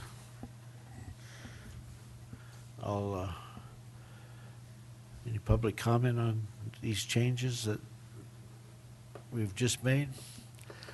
Bring it back to the board. I'll move that we approve the modified letter. Second. First and second. All those in favor? Aye. Aye. Opposed?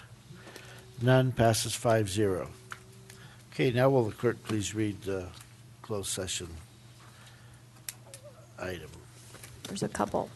So closed session conference with labor negotiators Craig Pedro and Friend, Authority Government Code Section 54957.6, all bargaining units, and public employee appointment, Authority Government Code Section 54957B1, Chief Probation Officer.